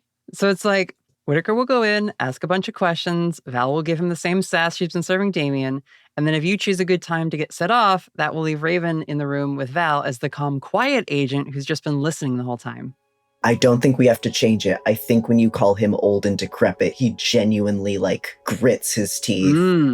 Yeah. And, he tenses in a way that definitely looks like he's about to say something quite nasty. And I think Aiden can choose that time. Sure.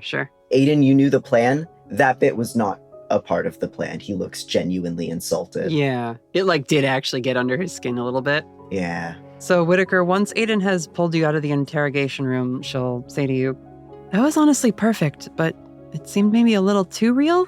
Are you all right?" I had it perfectly under control, Aiden. You didn't have to... It's fine. I'm fine. Okay, sorry. Just take a minute. She's clearly good at this. Yeah. Sorry, I didn't mean to snap at you. Go keep an eye on Raven. I'll be all right. I'm on it. Raven, it's just you and Val now.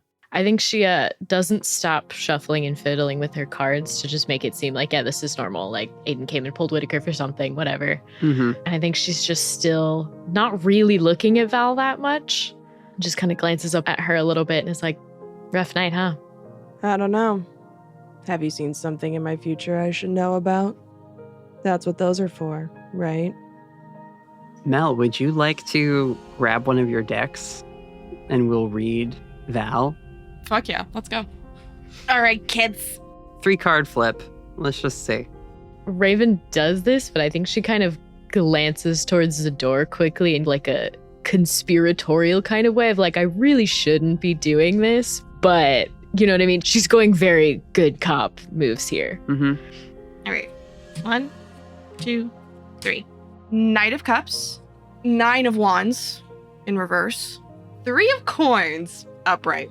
This one makes me giggle a little bit. Is coins sometimes circles? Pentacles, circles. Yeah, it's a card about craftsmanship. Interesting. Mm. You flip the Sea Dragon Seahorse first. Mm. It's a water card. It's a knight. Then you flip the Fire Ant. It's interesting that it's a card from when you two first met. And the last card is the Spider. Ooh. And isn't the 3-card flip, isn't that past, present, and future? Vaguely? I don't know. I would ask Mel what her interpretation of those 3 mean. It's been a while since I've actually read cards, so I have to go through my old notes. Mm-hmm. Raven also doesn't really do the traditional tarot card stuff, so she's a little out of practice with this too. So there's like 2 potential upright meanings for Knight of Cups, or like there's some key phrases. If it's about a person, because these cards can mean, they can refer to a person. Mm-hmm. Mm-hmm. It's a person who's a champion of the underdog. They're refined, artistic, intuitive, artisans, dancers, musicians, passive personality, emotionally oriented. They might be a romantic interest, a paramour, a seducer, a tempter, the ideal mate, an amiable, intelligent young person full of new ideas. In quotes, Romeo and Juliet. We then have 9 of Wands. Reversed. Refers to not speaking up for yourself, loss of rights, loss of will, inadequate defenses, weakness, cowardice, illness, injury, suspicion, danger, adversity, giving in or giving up, lack of ambition. That's your present. Ouch. Oh, girl. Yeah. And the last one? 3 of Coins. 3 of Coins, this imagery is very evocative just of craftsmanship and hard work in general. The fruits of one's labors, an opportunity to display one's skills, craftsmanship, a job well done, attention to detail, gaining in confidence, off to a good start. And that's your future. Incredible. Amazing. Thank you, Mel's Tarot Cards, for reading a fictional character so beautifully. That's what they're here for. Yeah. This knightly, heroic, idealistic little sea dragon knight appears representing a past potential. The ant spirit, the one time you've interacted other than this ant spirit was present, and it represents the struggle and like difficult period of Val's life right now and the bad choices she's made to get there. And then finally, the last spirit, which represents maybe work paying off and some solid forward progress and a reward for good works done. But also, it is the spider card. And whose good work is going to pay off in the end, and who will face the reward for how hard they've been working, I think is brought to the forefront of your mind, given the very arachnid-like nature of your partner's look. Goddamn. You asked for this. Why don't you act under pressure one more time, Valentine? Let's see how much this spooky executive goth unnerves you with these notes. I rolled a 7. Okay. I think you maybe are, but don't show it. I think she kind of like squints at the cards a little bit, but like that's like the slight tell, you know? Yeah. Raven, is there anything else you want to ask Val about in this scene? I don't think I have anything else. Okay. Then I think at that point, Aiden will also come in again. Raven scoops up her cards and goes back to shuffling before anyone else comes in to keep up this facade of this was just between us. Right. Aiden comes back in after a couple more minutes of silence, and Val just sort of staring in the middle distance, contemplating what your read might imply for her. And she says, hey, so we're off shift. They're going to bring somebody else in for further questioning. We'll pick this up in the morning, I guess. Great. You ready to go home? Sounds good. I think she'll turn to Val right before she leaves and just be like, see you around. Just does like a little 2-fingered salute with her free hand. This was fun. The door closes. And our camera picks up with a different door closing. This one has a little jingle attached to it. And we see a young, very tall, slender woman with white feathers and a sort of like black crest of feathers for hair, and then these like red markings over her face. This is a harpy with secretary bird attributes. And we see her closing up her printing shop in a neighborhood of Portland. She's like closing down the register and things like that. There is on the glass of the door. She calls to the window. We're closed. Sorry, come back tomorrow.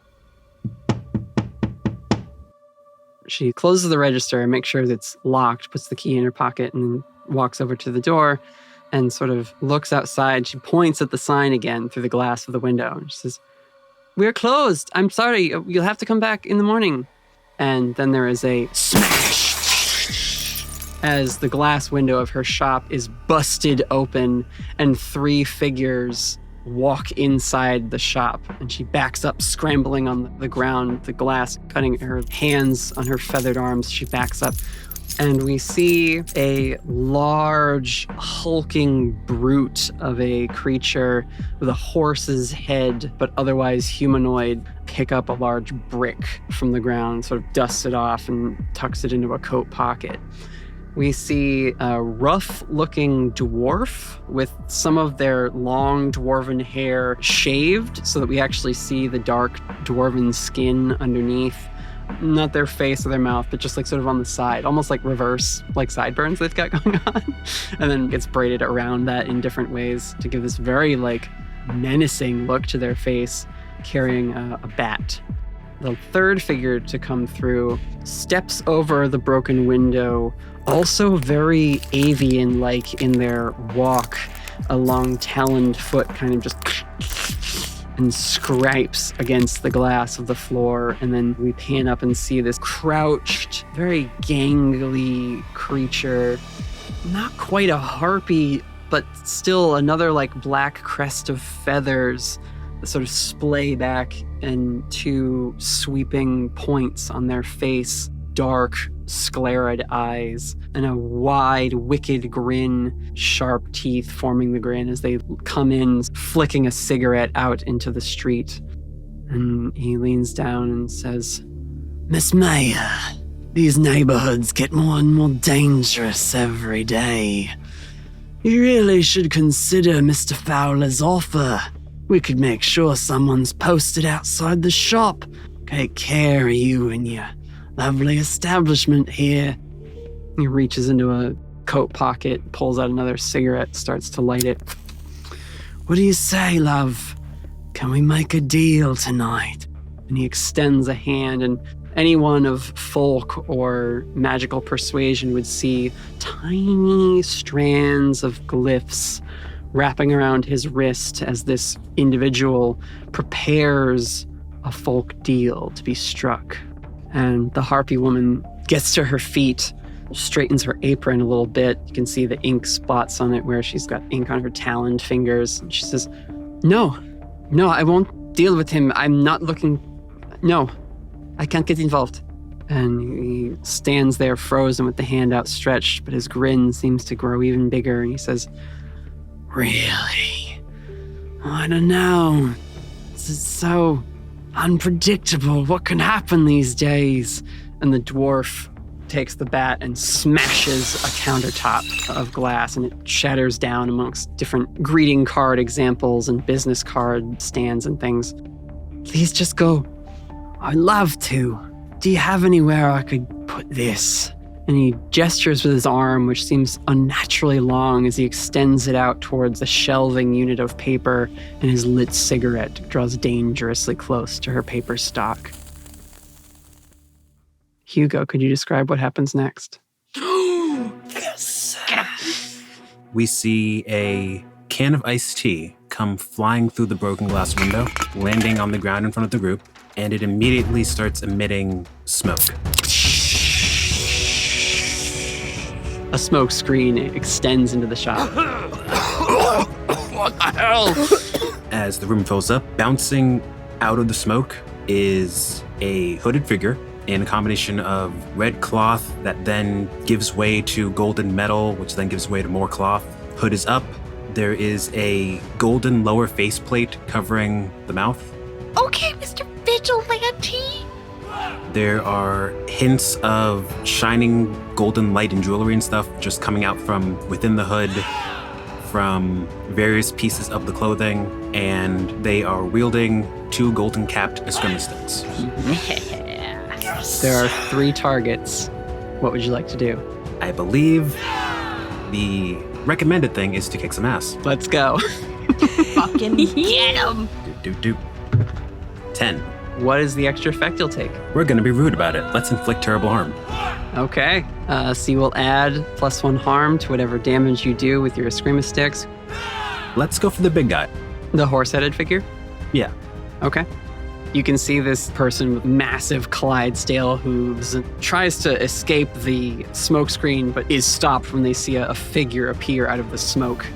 Eskrima stick to the lower half. His knee buckles. He kind of drops down a little closer to you. Eskrima stick driving right up into the horse head. As you knock this figure back, a glowing orb from his hand, which we didn't see before, is thrown up into the air, and you can reach out and catch it. And you see within this floating orb, if you draw it close, when we take a moment in the smoke to look at what this is, you see a scene of a young Selkie girl sitting on a dock somewhere and fishing with her dad. This looks like a hardworking but tired Selkie dad who you see in the background of this display within the orb, a sort of rundown fishing boat that maybe has seen better days. And you just have this item now in your possession. A voice from elsewhere in the smoke says, "Allow me to keep that safe, my friend." Aranya Kabe steps up next to you within the smoke. Similarly, his face is masked, but he's still wearing his dark suit, and he just casually opens a hand to take this from you. Gently places it. He takes it and tucks it into the bit of his suit jacket, and he says, "Carry on, I'll be outside," and just fades back into the smoke. Bruh. Well, the butt kicking shall continue. Get him. Okay, who's next? We're gonna go for the dwarf. Okay. And this time, you're going to combat magic. Nice. Combat magic using a lightning blast. Cool, yeah. I like the idea of the dwarf hearing his friend getting smacked, the like sound of the eskrima sticks impacting with jawbone and knee. And so the dwarf just comes wildly swinging through the fog with the bat, trying to hit anything in the vicinity of where he's hearing this scuffle take place. This time we got a 12. Isn't that advanced? Yep. Okay, cool. What does it look like? Your attack inflicts double the normal harm. So what would have been a 3 damage now becomes 6. I'm going to say, because again, these like kick some ass rolls, if you don't choose suffer little harm, you should be taking some harm from their return attacks. The dwarf goes to swing at you. What occurs, Hugo, in this moment as his bat looks like it's about to connect? So all of the coloration on his clothing starts to fade away. The bat will pass through. The only thing that we really see is anything that has gold on it is seemingly still focused properly. Mm-hmm. And he just sees a flurry of bright flashes hitting him in the sides. Oh, okay. The bat passes through your form as you desaturate, and the dwarf sort of continues to rage forward, but when he finally stops and turns around and sees his bat did nothing to you, an arm is raised and a lightning blast fires out towards this dwarf and strikes him through the chest. He takes an enormous hit from you. The bat drops to the ground. Now, rising from the fog behind you, as you lower your hand from the lightning blast, is this menacing avian predator folk. Uh-oh. And he sees you there and says, "Think you can mess with Fowler's boys, eh? Oh, dead mistake." And a long pair of clawed hands reach for you. Act under pressure. Whew, that's a 9. Okay, you do it, but not to perfection. And there may be a price to pay. This thing is coming for you, Hugo. And it reaches forward with a hand. Your shifting, flickering form just... it misses. It then tries to reach for you again, and it clips your leg with a claw as you dodge, but not quite fast enough. We're going to take a moment as you appear to be having some difficulty avoiding this creature's attacks. We watch your face as you track the movement of this thing you are fighting in the smoke. You close your eyes for a moment, and when we pan away from the close-up of Hugo's eyes, we see he is not in the print shop, but is instead sitting on the ledge of a rooftop across the street from this shop, eyes closed. What? And a dark shadow of Aranya Kabe standing beside him. What in the fuck? Would you like to explain what's going on, Hugo? Please? Yeah, what is this? Hugo has been practicing.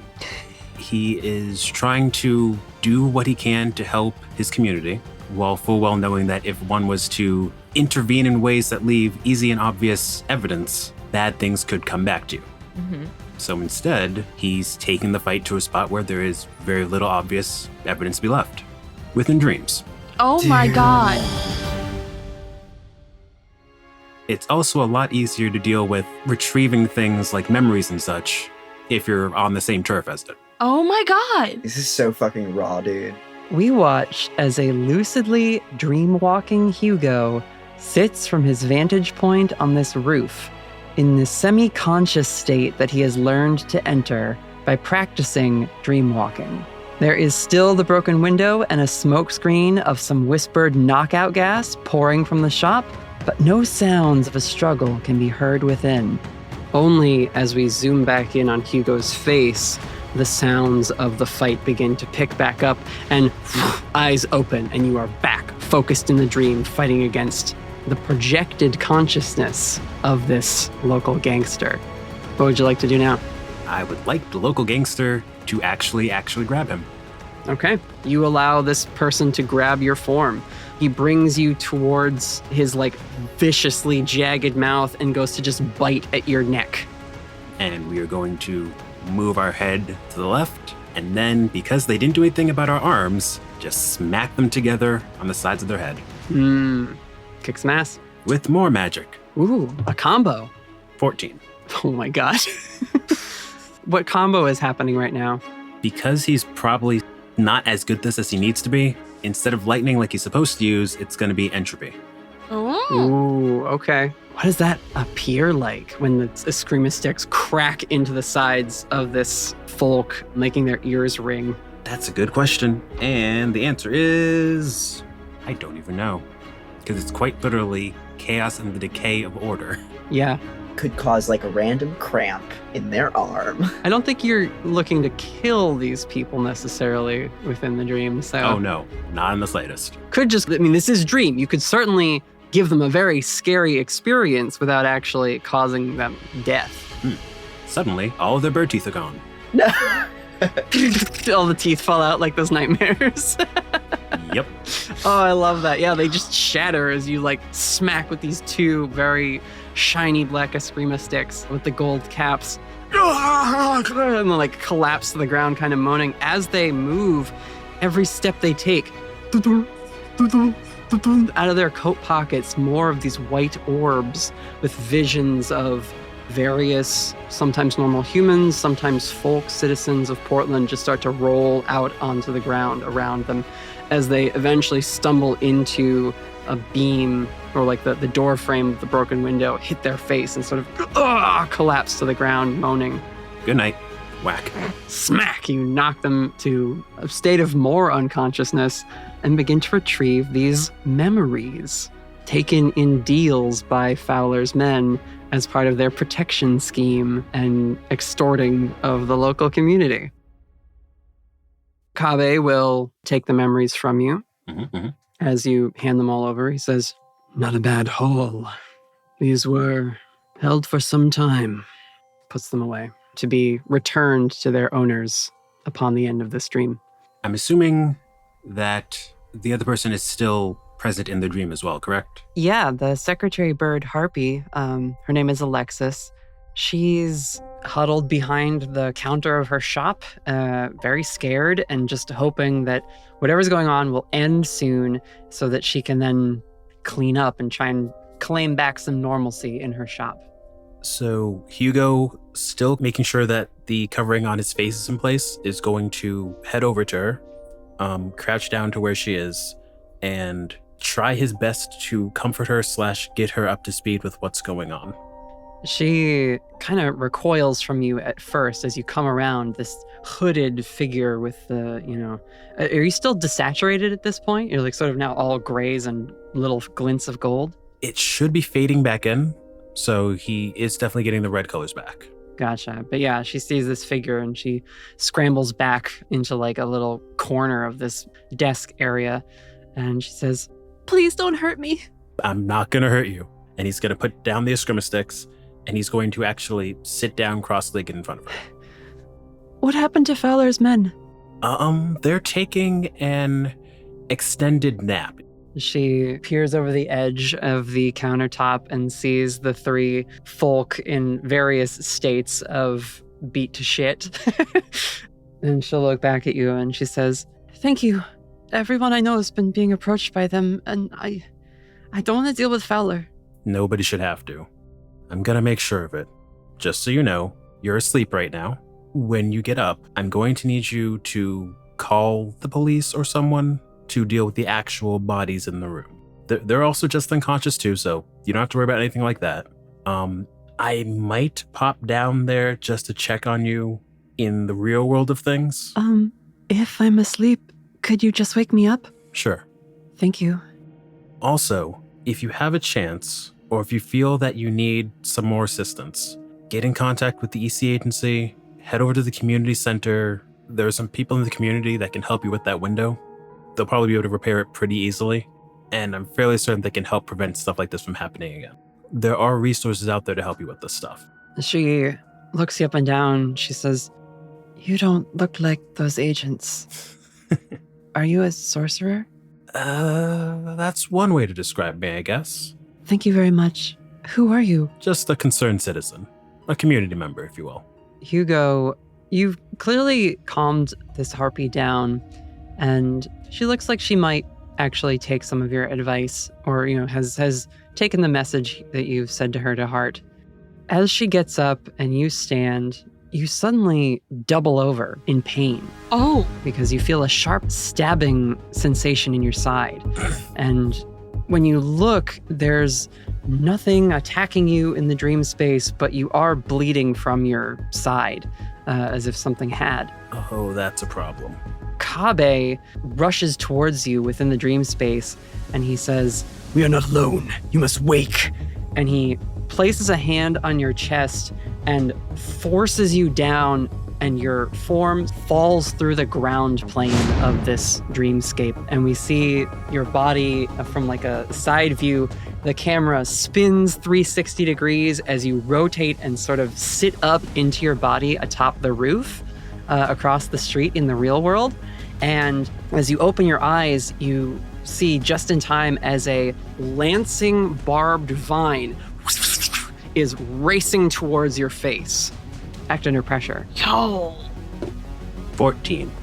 With your snipe speed, you easily dodge out of the way quickly enough. In moving quickly, you have sort of a bullet time chance to observe your attacker. This strange, thin and scrawny looking plant construct is attacking you. You can see now another of these thorny vine-like slithering shapes has impaled you on the side, and that's now tearing itself free from your body. What do you do? Probably bleed. Probably bleed a lot. I mean, yeah, you've taken 2 harm, I will say, from the first attack. It's too late at night for this. Oh, you mean 1 harm? Yeah, you can already feel your tattoos are closing the wound, but, it still sucks to be stabbed. So how do you deal with this plant thing attacking you? So, as that thing is coming out of his side, he's going to grab onto it, rush forward, and just hit it with an ice blast. Winter is coming. Nice. Okay, roll kick some ass. Boop, boop, boop, boop, boop. That is a 12. Okay, what's the bonus you're going to take? Because that's advanced for you, isn't it? Yep. And as much as I want this thing to just run away, I might be better off just trying to put it out of commission entirely, just in case it's trying to go somewhere or do something else. So let's double the damage. Okay, that's another 6 harm you're dealing out? I believe so. Let me check something real quick. Yep, the ice is also +1 harm, so it's going to be 3 harm doubled to 6 harm. Magic, close, obvious, loud, and restraining. So many tags. Yeah, with that much ice damage to this plant being, you basically just flash freeze it in place. Instantly snuffing out whatever life force is animating it.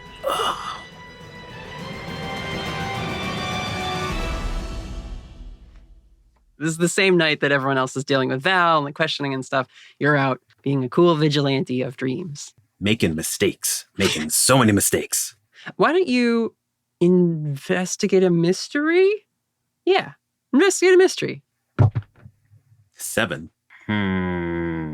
What sort of creature is it? Because that's going to bug me for a while. You, in your whispered training, are taught that oftentimes monsters don't operate alone, or that they create servants for themselves. This, now that you have a chance to look at it, literally frozen in place for you to slowly examine, you feel that this is likely a leshy. Yes, I was right. A plant construct created by another being to go off and handle its dirty work for it. This thing is thin and, again, doesn't look very strong. It's definitely was sent as more of an assassin or tracker. This is the first time in your year-ish of starting to take on this role of a community vigilante that any of Fowler's cronies had any sort of extra protection. You could intuit this means that his organization is maybe catching wise to the fact that someone is out there stealing their deals and memories and other things of which they are trying to collect from the community, and sent this as a sort of tail for the group out doing the work in order to stop or be on the lookout for you. Well, gotta rethink that plan then. What do you do now? Hugo's going to put a hand over his side slightly just to numb some of the pain. He's going to find a way to make his way down from the rooftop area back to street level, and he's going to head into the shop, being careful to not hurt himself with the glass. He probably could have used the door, but... Window's broken, door's locked. He's going to go over to where Alexis is sleeping still, probably, and as gently as he can, wake her up. Is this real? Am I awake? Unfortunately. How are you feeling? You and that other man vanished. I wasn't sure what to do. Are you okay? Oh my god, you're bleeding. Just hold on. I'll get you something to bandage that with. I probably have a towel somewhere. No, it's fine. Are you sure? Yeah. I've been through worse. All right.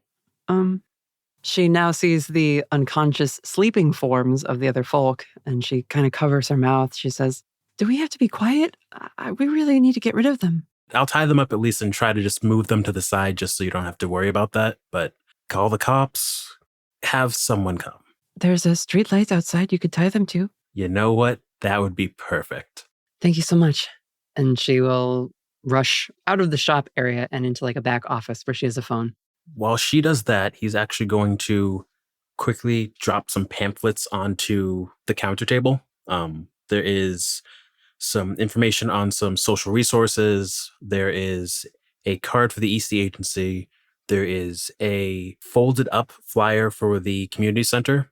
And there is a 50% off coupon for some ice cream. As you go to tie up Fowler's henchmen, you hear the crunch of footsteps on some of the broken glass as Dr. Kabe is now walking in. And ironically, he opens the locked door and comes in through that way. Of all times for you to use an actual... Really? Really? And he turns as he watches you work and says, Fowler is clearly growing wise to our interference in his business. We need a new plan. You're not wrong, but I'd rather not go to the source. I wouldn't suggest taking Fowler on directly, but Fowler's already called in backup. It would make sense for us to do the same. That means getting people involved in stuff. And you know what? Hugo is going to take out his phone, and he's going to give Whitaker a call. That's right. Call your boy. Whitaker, you and Damien are off the clock. Your shift is done. The night shift at the agency is taking over some of the processing. You can fill out paperwork in the morning about the damage to the Artifice Guild and all that stuff. And you and Damien are headed home after a long day of being Eastey agents. And you get a phone call. Hello? Hey, Whitaker, it's Hugo. Hugo. Yeah. Oh, Hugo, put it on speaker. Damien's here. Is that all right? Hey, Damien. Speaker. Actually, hold on 1 second. Is this... one moment. Let's get out of the building. I'm going to wait till Whitaker is out in the parking lot before he continues the conversation. Yeah. Prithi is waiting at the bike. Nice. Prith's here. Is that all right? Probably. Hey, Prithi. Long time no see. It's Hugo. Oh, right. Hi, Hugo. I'm ready to go home. I want to be in my PJs. Ditto. I'm tired. Hold on 1 second. All right, Hugo, you got to make it quick. Prithi needs their PJs. Mood. Well, you're going to love this. Prithi might love this. Something both I and Prithi would love. Now, there's something fascinating. It's a rare slice of a very, very thin Venn diagram. I may need your help. Oh, I do love that. Ooh, I'd like that a lot, actually. Mm-hmm. I thought as much. Finally, some agency help for a dear old friend. Intriguing. I don't need agency help. I need your help. Ooh. And Damien, if he's up for it. Do I finally get to queer eye your wardrobe? Yeah, because if it's that, I have other things I could be doing. Damien likes fashion. Would he not like to do that? On the side, we see Hugo clutching his side. Yeah. Oh, he's just bleeding out. Oh my God. Dragging the bodies out of the print shop to an alley. Is that sound of breaking glass in the background? Like I said, I might need your help. Any chance you'd be willing to meet up at some point? Do you need me now? How soon? Not necessarily this minute, but I could make a trip. Well, you know where to find me. Should I be worried? Oh, of course. Yeah, I figured. When are you not? I know, but should I be? I don't want to have to get therapy about this. Are there any details you can give me so I can be anxious about the right things? Not really that I can give over the phone. Suffice to say there are things happening in the city. I have taken some matters into my own hands. Thank you. You're welcome. But I may have slightly bitten off more than I can chew. At least more than I can chew with one set of teeth. I can make time for you. I'd really appreciate it. Are you free tomorrow? Is tomorrow a good time? Yeah, should be. All right, I can see you after work or something. We'll plan something out. I can come by the office. We could go somewhere for food or something. How are Raven and Aiden doing? There, well, a girl fell on Raven today. And Aiden went through a window. Okay. Thanks, Whitaker. All right. We're forcing the band back together. Yeah! Band's getting back together, baby! Hugo, you finish securing Fowler's henchmen to the lamppost and leave the scene just in time to avoid being there when the authorities arrive. Fucking Batman shit. Ooh. Whitaker, Damien, let's cut back over to you, since we just had you on the phone with Hugo. You, along with Prithee, are returning to your apartment after a very late night. I mean, it's probably 3 a.m. at this point, after all the questioning and wrapping up at the guild. Okay, I am going to make a Manhattan. Whitaker, do you want one? Whitaker is currently taking off the leather biker jacket and helmet and is shuffling those off, and he looks over at Damien. Yeah, I'll take some of that. Sounds good. Damien did not take off any of his gear. He's still wearing his vest. He's still wearing his welding mask. He's clomping around the apartment in his boots. Prithee walked into their bedroom and clothes are just being thrown out the door as they yell, "Freedom! Freedom! Freedom!" God. Hey, it's important safety gear. You can wear whatever the hell you want when you're crashing here, but when you're on the bike, you gotta wear the helmet and you gotta wear the jacket. I'm sorry, that's just the rules. They come out in just their underwear and an oversized t-shirt and are like, "I will wear whatever you make me wear to ride on the bike. But once we're in the sanctum, I have to dress the part." And they go and pour themselves a bowl of cereal. Right. Yeah, rules as followed. Whitaker's just bright red. And he collects his shit before going back to mixing a drink and addressing them again. Prithee, you'd know this better than I would.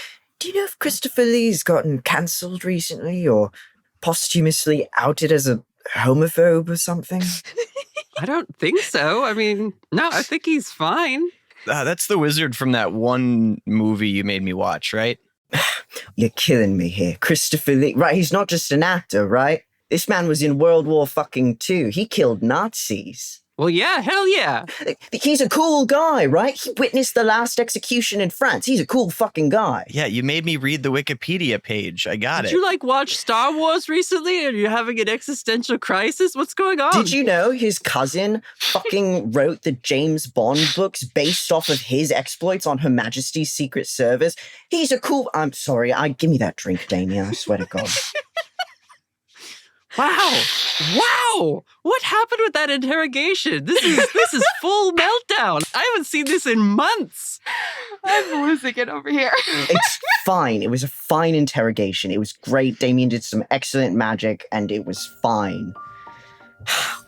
I mean, I don't think that interrogation went as well as your previous interrogation with a thief who might have been a little abrasive at first.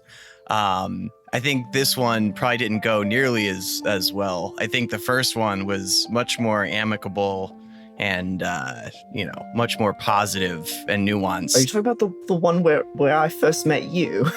Yes. Okay, all right. Prithee says, "Wow, stuff to unpack. Okay, I'm gonna go. Good night." They pick up their cereal and go. And they don't actually leave the space. They just go to the living room in this open concept apartment and sit down and turn on something. Whitaker takes a drink of whatever Damien has created. It's a Manhattan. It's 99% whiskey. He coughs a bit. Yeah, that'll do it. But seriously though, and Damien finally begins taking layers off and getting comfortable at home. Seriously though, while I was definitely an asshole, I think I was a different type. Can you validate me? Damien, you gave her hand back, which is frankly miles above what I expected of you. Yeah, and that's a lot of character development. I would have kept that if it was a few years ago. Right. Sometimes it's nice to have a souvenir. No, Damien, genuinely, I don't think you were an asshole. I think you did everything you were supposed to do, and you've been implementing your magic in very creative ways. Look, they didn't give me a deck of cards, so I've got to make do with what I got. And honestly, it's a good thing they didn't give me the deck of cards. That's just way too many animals. Could you imagine being surrounded with that many fluffy creatures? Oh, what a nightmare. Whitaker looks around at the apartment that he has tried so hard to keep spotless and sparkling, and in places there's Damien and Prithee's mess encroaching in on the sides. But no pet fur. But not a single hair in that entire apartment. No, Damien, you did good, and we got the whole thing recorded, so we can try to skim back through the little image you pulled up and see if there's any, revealing details about where the Artifice Witch might be hiding. That was good, that was useful. Better than me over here, Jesus. God, she really got under my skin, and I'm only just realizing that now. I mean, to be fair, someone capable of getting all that deep intel on that building, being able to break in, having access to the magic and all this tech, they're going to be good at what they do, and what they do is being abrasive. Well, no, because it's not like she read about the massacre in London and realized my age might be a bit of a fucking touch point for me. She just read that off the cuff and I reacted. I'm not upset that she tried to get under my skin. I'm upset that she didn't have to. So I don't know, can I have permission to be angry about that? Oh yeah, you can hold on to that anger for the rest of the week for all I care. I mean, I'm going to be honest. I'd like to be mad about it for the rest of my artificially shortened life, if you don't mind. Sorry, it's just... I know the vampire attack didn't, put me in the wrong body. It's still me. It's still mine. It's just wrong, and I hate it, and it fucking bites every time I have to remember it. You are definitely in a unique position, but if it makes you feel any better, I've met humans and everyone is pretty self-conscious about their age, especially the older looking ones, and you definitely got a bit of a speed boost in that journey, but other people get speed boosts to the final destination a little bit faster too, so sorry that's your flavor, but everyone gets something funky. Yeah, I guess you're right. If you guys sort of sit in comfortable silence for a little bit, it goes to commercial on the TV, and Prithvi looks over at you and she says, you could put on the kigurumi I bought you. That always makes me feel a little younger. I think you make a cute sloth, Whitaker. That's all I'm saying. Prith, I don't feel like a cute sloth. But it is a very comfy onesie. All right. We can leave Shay Whitaker, your bachelor pad, which has become a live-in college dorm. He's trying so hard. He's trying so hard to not make it exactly fucking that.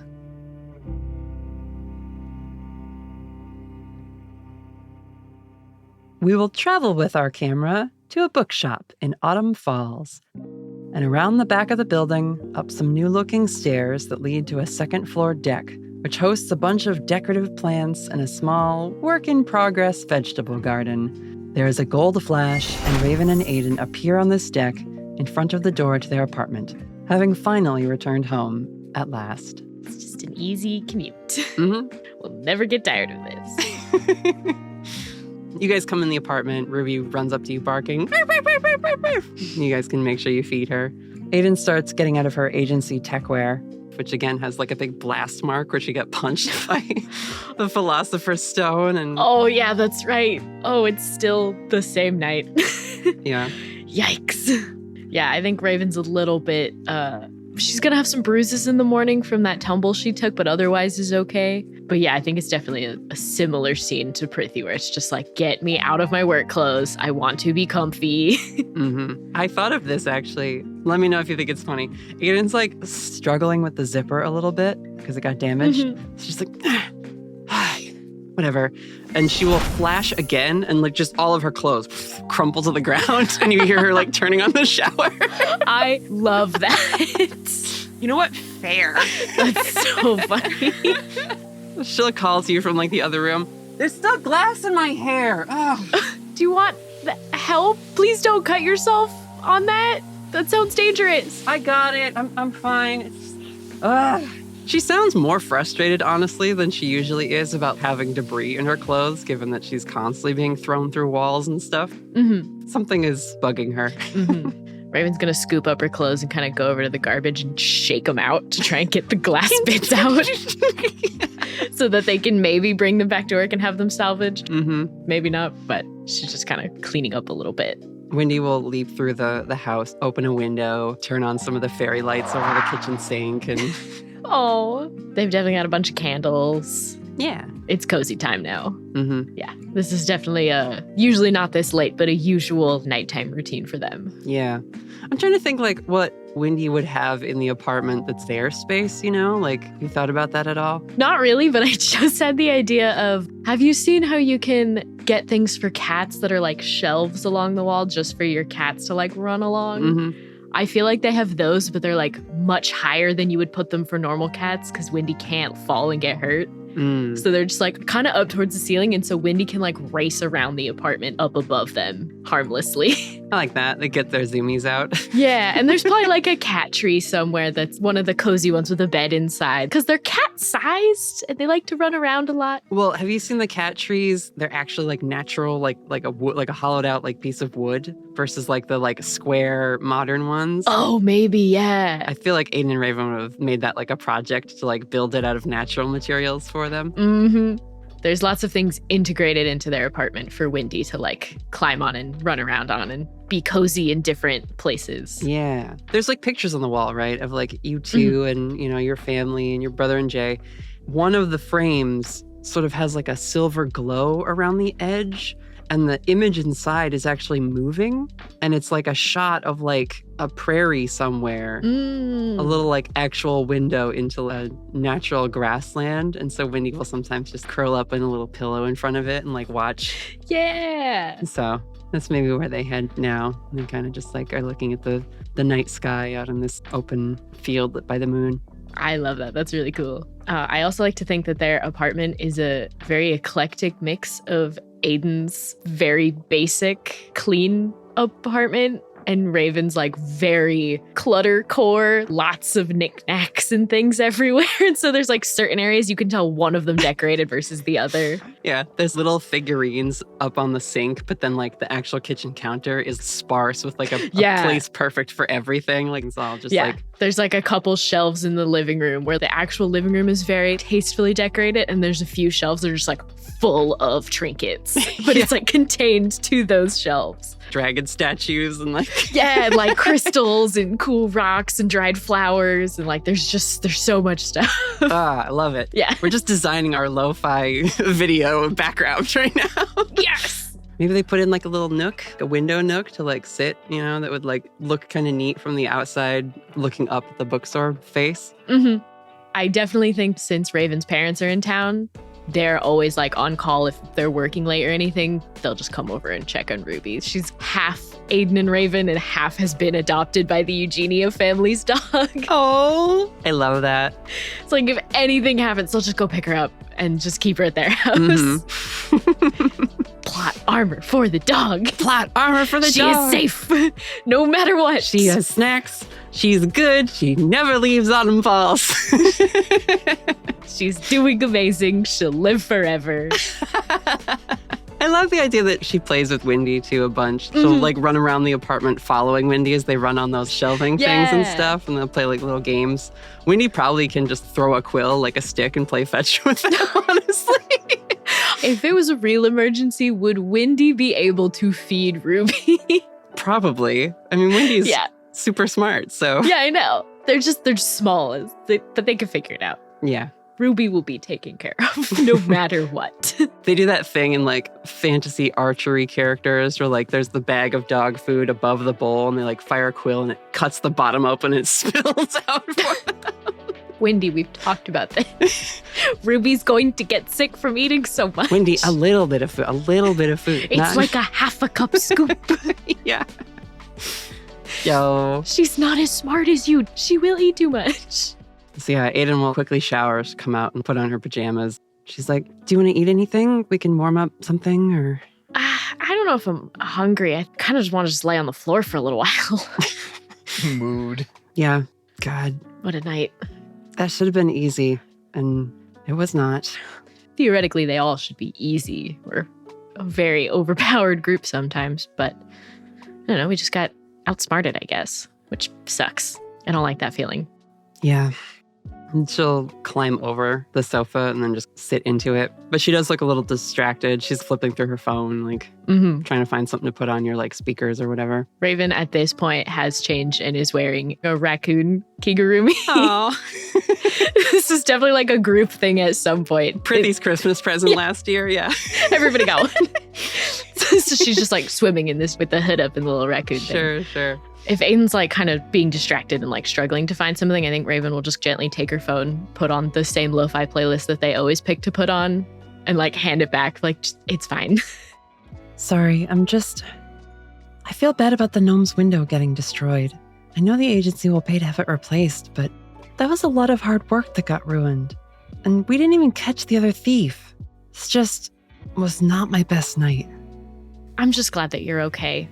And it's not your fault. You did get thrown through that window. I guess it doesn't help anyone for me to feel guilty over it. I'll just have to work the case and try to stop this Artifice Witch in the morning. Which is 4 hours from now. Ugh, yeah. Not looking forward to that. They can't push our next shift tomorrow a little bit later. They're not going to mind if we come in a little bit later. We were out till 3. I can ask. I'll send an email. Okay.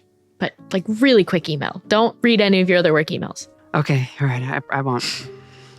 She like open the thing She's up. gonna watch and make sure that she doesn't start like scrolling through work stuff. Yeah, she just like sends a little thing like requesting delay on rogue team's arrival.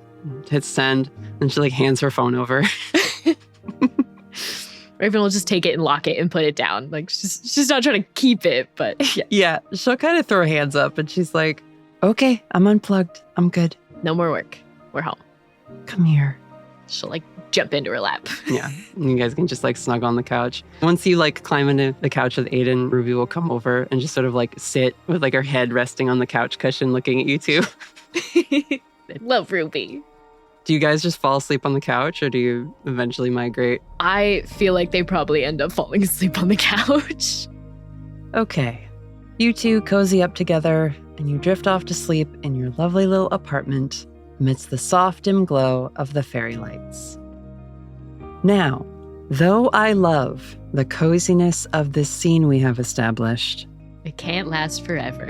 It'd be a shame if something ruined it. Raven. Oh no. You are running in a darkly lit industrial district with the many buildings looming taller than they were around you. And you see running towards you and eventually colliding with you is Val. Huh? Val stands up, and as they face you, rather than Val's actual face, you see a grinning half smile and a red eye, and then a half broken fox mask on the other side of the face as Azazel steps forward. And as she walks, the clothes that Val would be wearing burn away into the dark suit. And she quickly reaches forward with a glowing hand of embers that burns, that grabs at the front of your chest. She pulls you in. She says, "We're coming for you, First Light." But she opens her mouth again, and what comes out is, and you wake up as your phone is going off on the coffee table. Is it my alarm or my ringtone? It's your ringtone, and it stops after a minute, and it does a little buzz of like missed call. And the caller ID says Gimmer from the agency who's giving you a call. What time is it at this point? It's only like 4:30. You haven't been asleep that long. Oh, all right. Is Aiden still there? No. Do I hear her anywhere in the apartment, or is she like gone? There's a little sticky note next to your phone that just says, "I couldn't sleep. I went out for a little bit. See you in the morning. Love, Aiden." As soon as she sees that note, she'll like answer the phone of like, okay, she left a note. We're good. Mm-hmm. She'll pick up her phone and she'll call back Gimmer. This can't be good. Okay. You see several missed calls from Gimmer as like the one that woke you up ends a little too soon and you have to call him back. But he's been calling you nonstop for the past like 20 minutes. Oh, shit. Okay. Yeah, she'll call him right back. He answers the phone. You hear some like papers shuffling on his end of the call. And he says, "Blah! Agent Eugenia. Hey, I've been trying to get in touch with you." Hey. Sorry, I woke you up. I'm so sorry. I'm so caffeinated right now. Holy shit, though, I have such an update for you on this artificer case. It's fine. She is trying to wake herself up a little bit. Mm-hmm. What's up? What'd you find? So that arm that I was examining, and I have to imagine it applies to the hand from the woman you brought in too, but it's, I feel like Damien said that the gnomes were like disparaging it as like shoddy work. It's not. Oh. It's really well done. This is high tier stuff. But it is weird in some pretty nasty ways. So like, I don't know how much you know about Artifice. Generally, if you're making an augmentation like that, it will just run off the person's spark. Like you don't need an outside power source. It's sort of, it's driving itself off your life energy, right? Because it's an extension of you at that point. So I was thinking that, I was like, well, let me check the hookup. Standard build, standard magical actuators and contact leads. Sure. But battery, right? The battery was standing out to me. You hear him sipping more coffee. Oh boy. He says, the battery. I was looking at it and I was like, this thing, I mean, yeah, it could power something small like that, but actually it's got way more of a charge to it than you would think. For something so small, it's holding a lot of energy, like crammed in that crystal. And then I was like, well, this is clearly intentional. It's not somebody just like making a mistake. It's a piece of work, Raven. There's a glyph built into these designs, and it's siphoning the energy from the people with these augments and charging it into these batteries. Oh. There it is.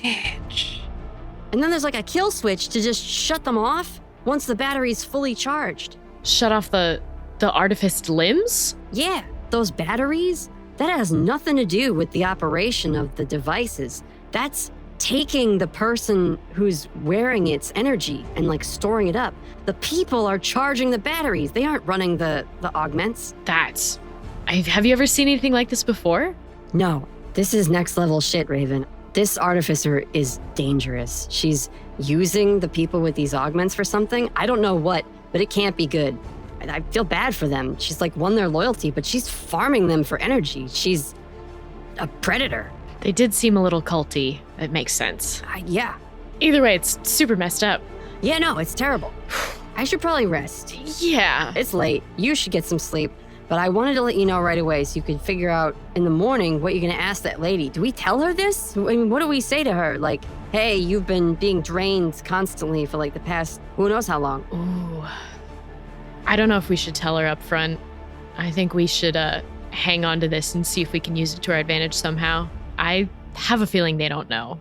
Again, real culty vibes. We can try to hint at it and see if they know, if they signed up for it, because that's a whole other thing. But either way, we got to figure out what the heck she's doing with this. And didn't you say that she stole a power source from the guild? Yeah, that's what the gnomes told us. Oh boy. Well, this case is getting a lot bigger than, it started out as. Yeah, this sounds bad. I'm going to report to the director, let her know. Maybe we can get you guys some backup. I left a voicemail for Whitaker, and I'll see you guys tomorrow, I guess. Yeah, good work, Gimmer. Thanks for updating me. We'll see you in the morning. Yeah, sure. All right, good night. Get some sleep. Oh, Raven's gonna sink down under her couch. Oh God, this just got so much more complicated. Ruby will come over, her little tags jingle, and she comes up onto the couch and lays on your stomach. She'll just snuggle her. All right, well, I guess I'll try to go back to sleep after that. She'll just double check that her alarms are set for the morning. And she'll probably knock out pretty quick. She's still exhausted. Okay, you go to bed. Valentine. Mm-hmm. It's around 5 a.m. You've been in agency holding the whole night.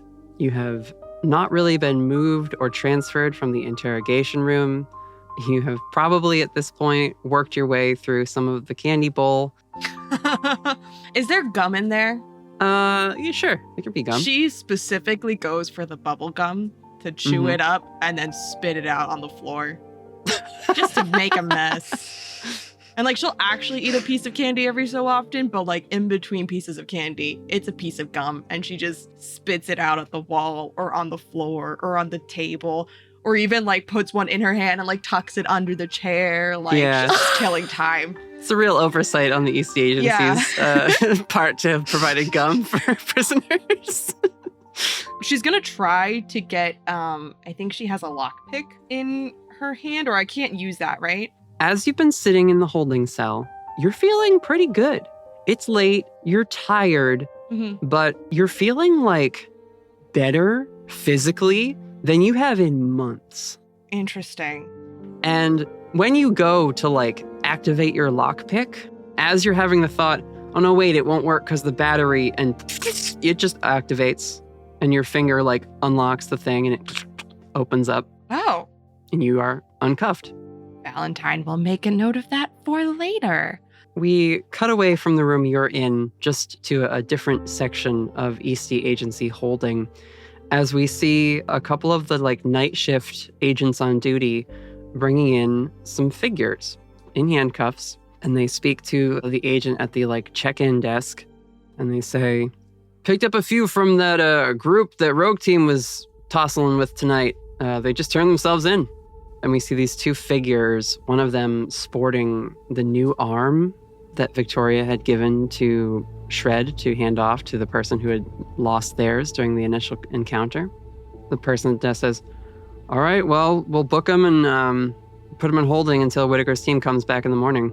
And we see a couple more agents coming in with Shred in handcuffs. And as the first couple of these individuals from the gang walk forward, they get very close to the evidence and like seized possessions section of this area. And we hear a little beeping going off in the arm and the arm in holding. Shred suddenly bolts and leaps over the reception counter, tackling the reception agent to the floor.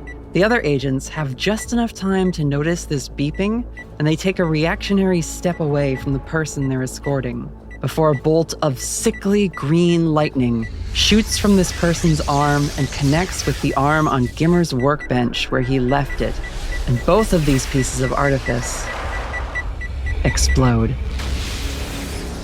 Val, you hear a loud explosion and the drywall of the room you're in cracks.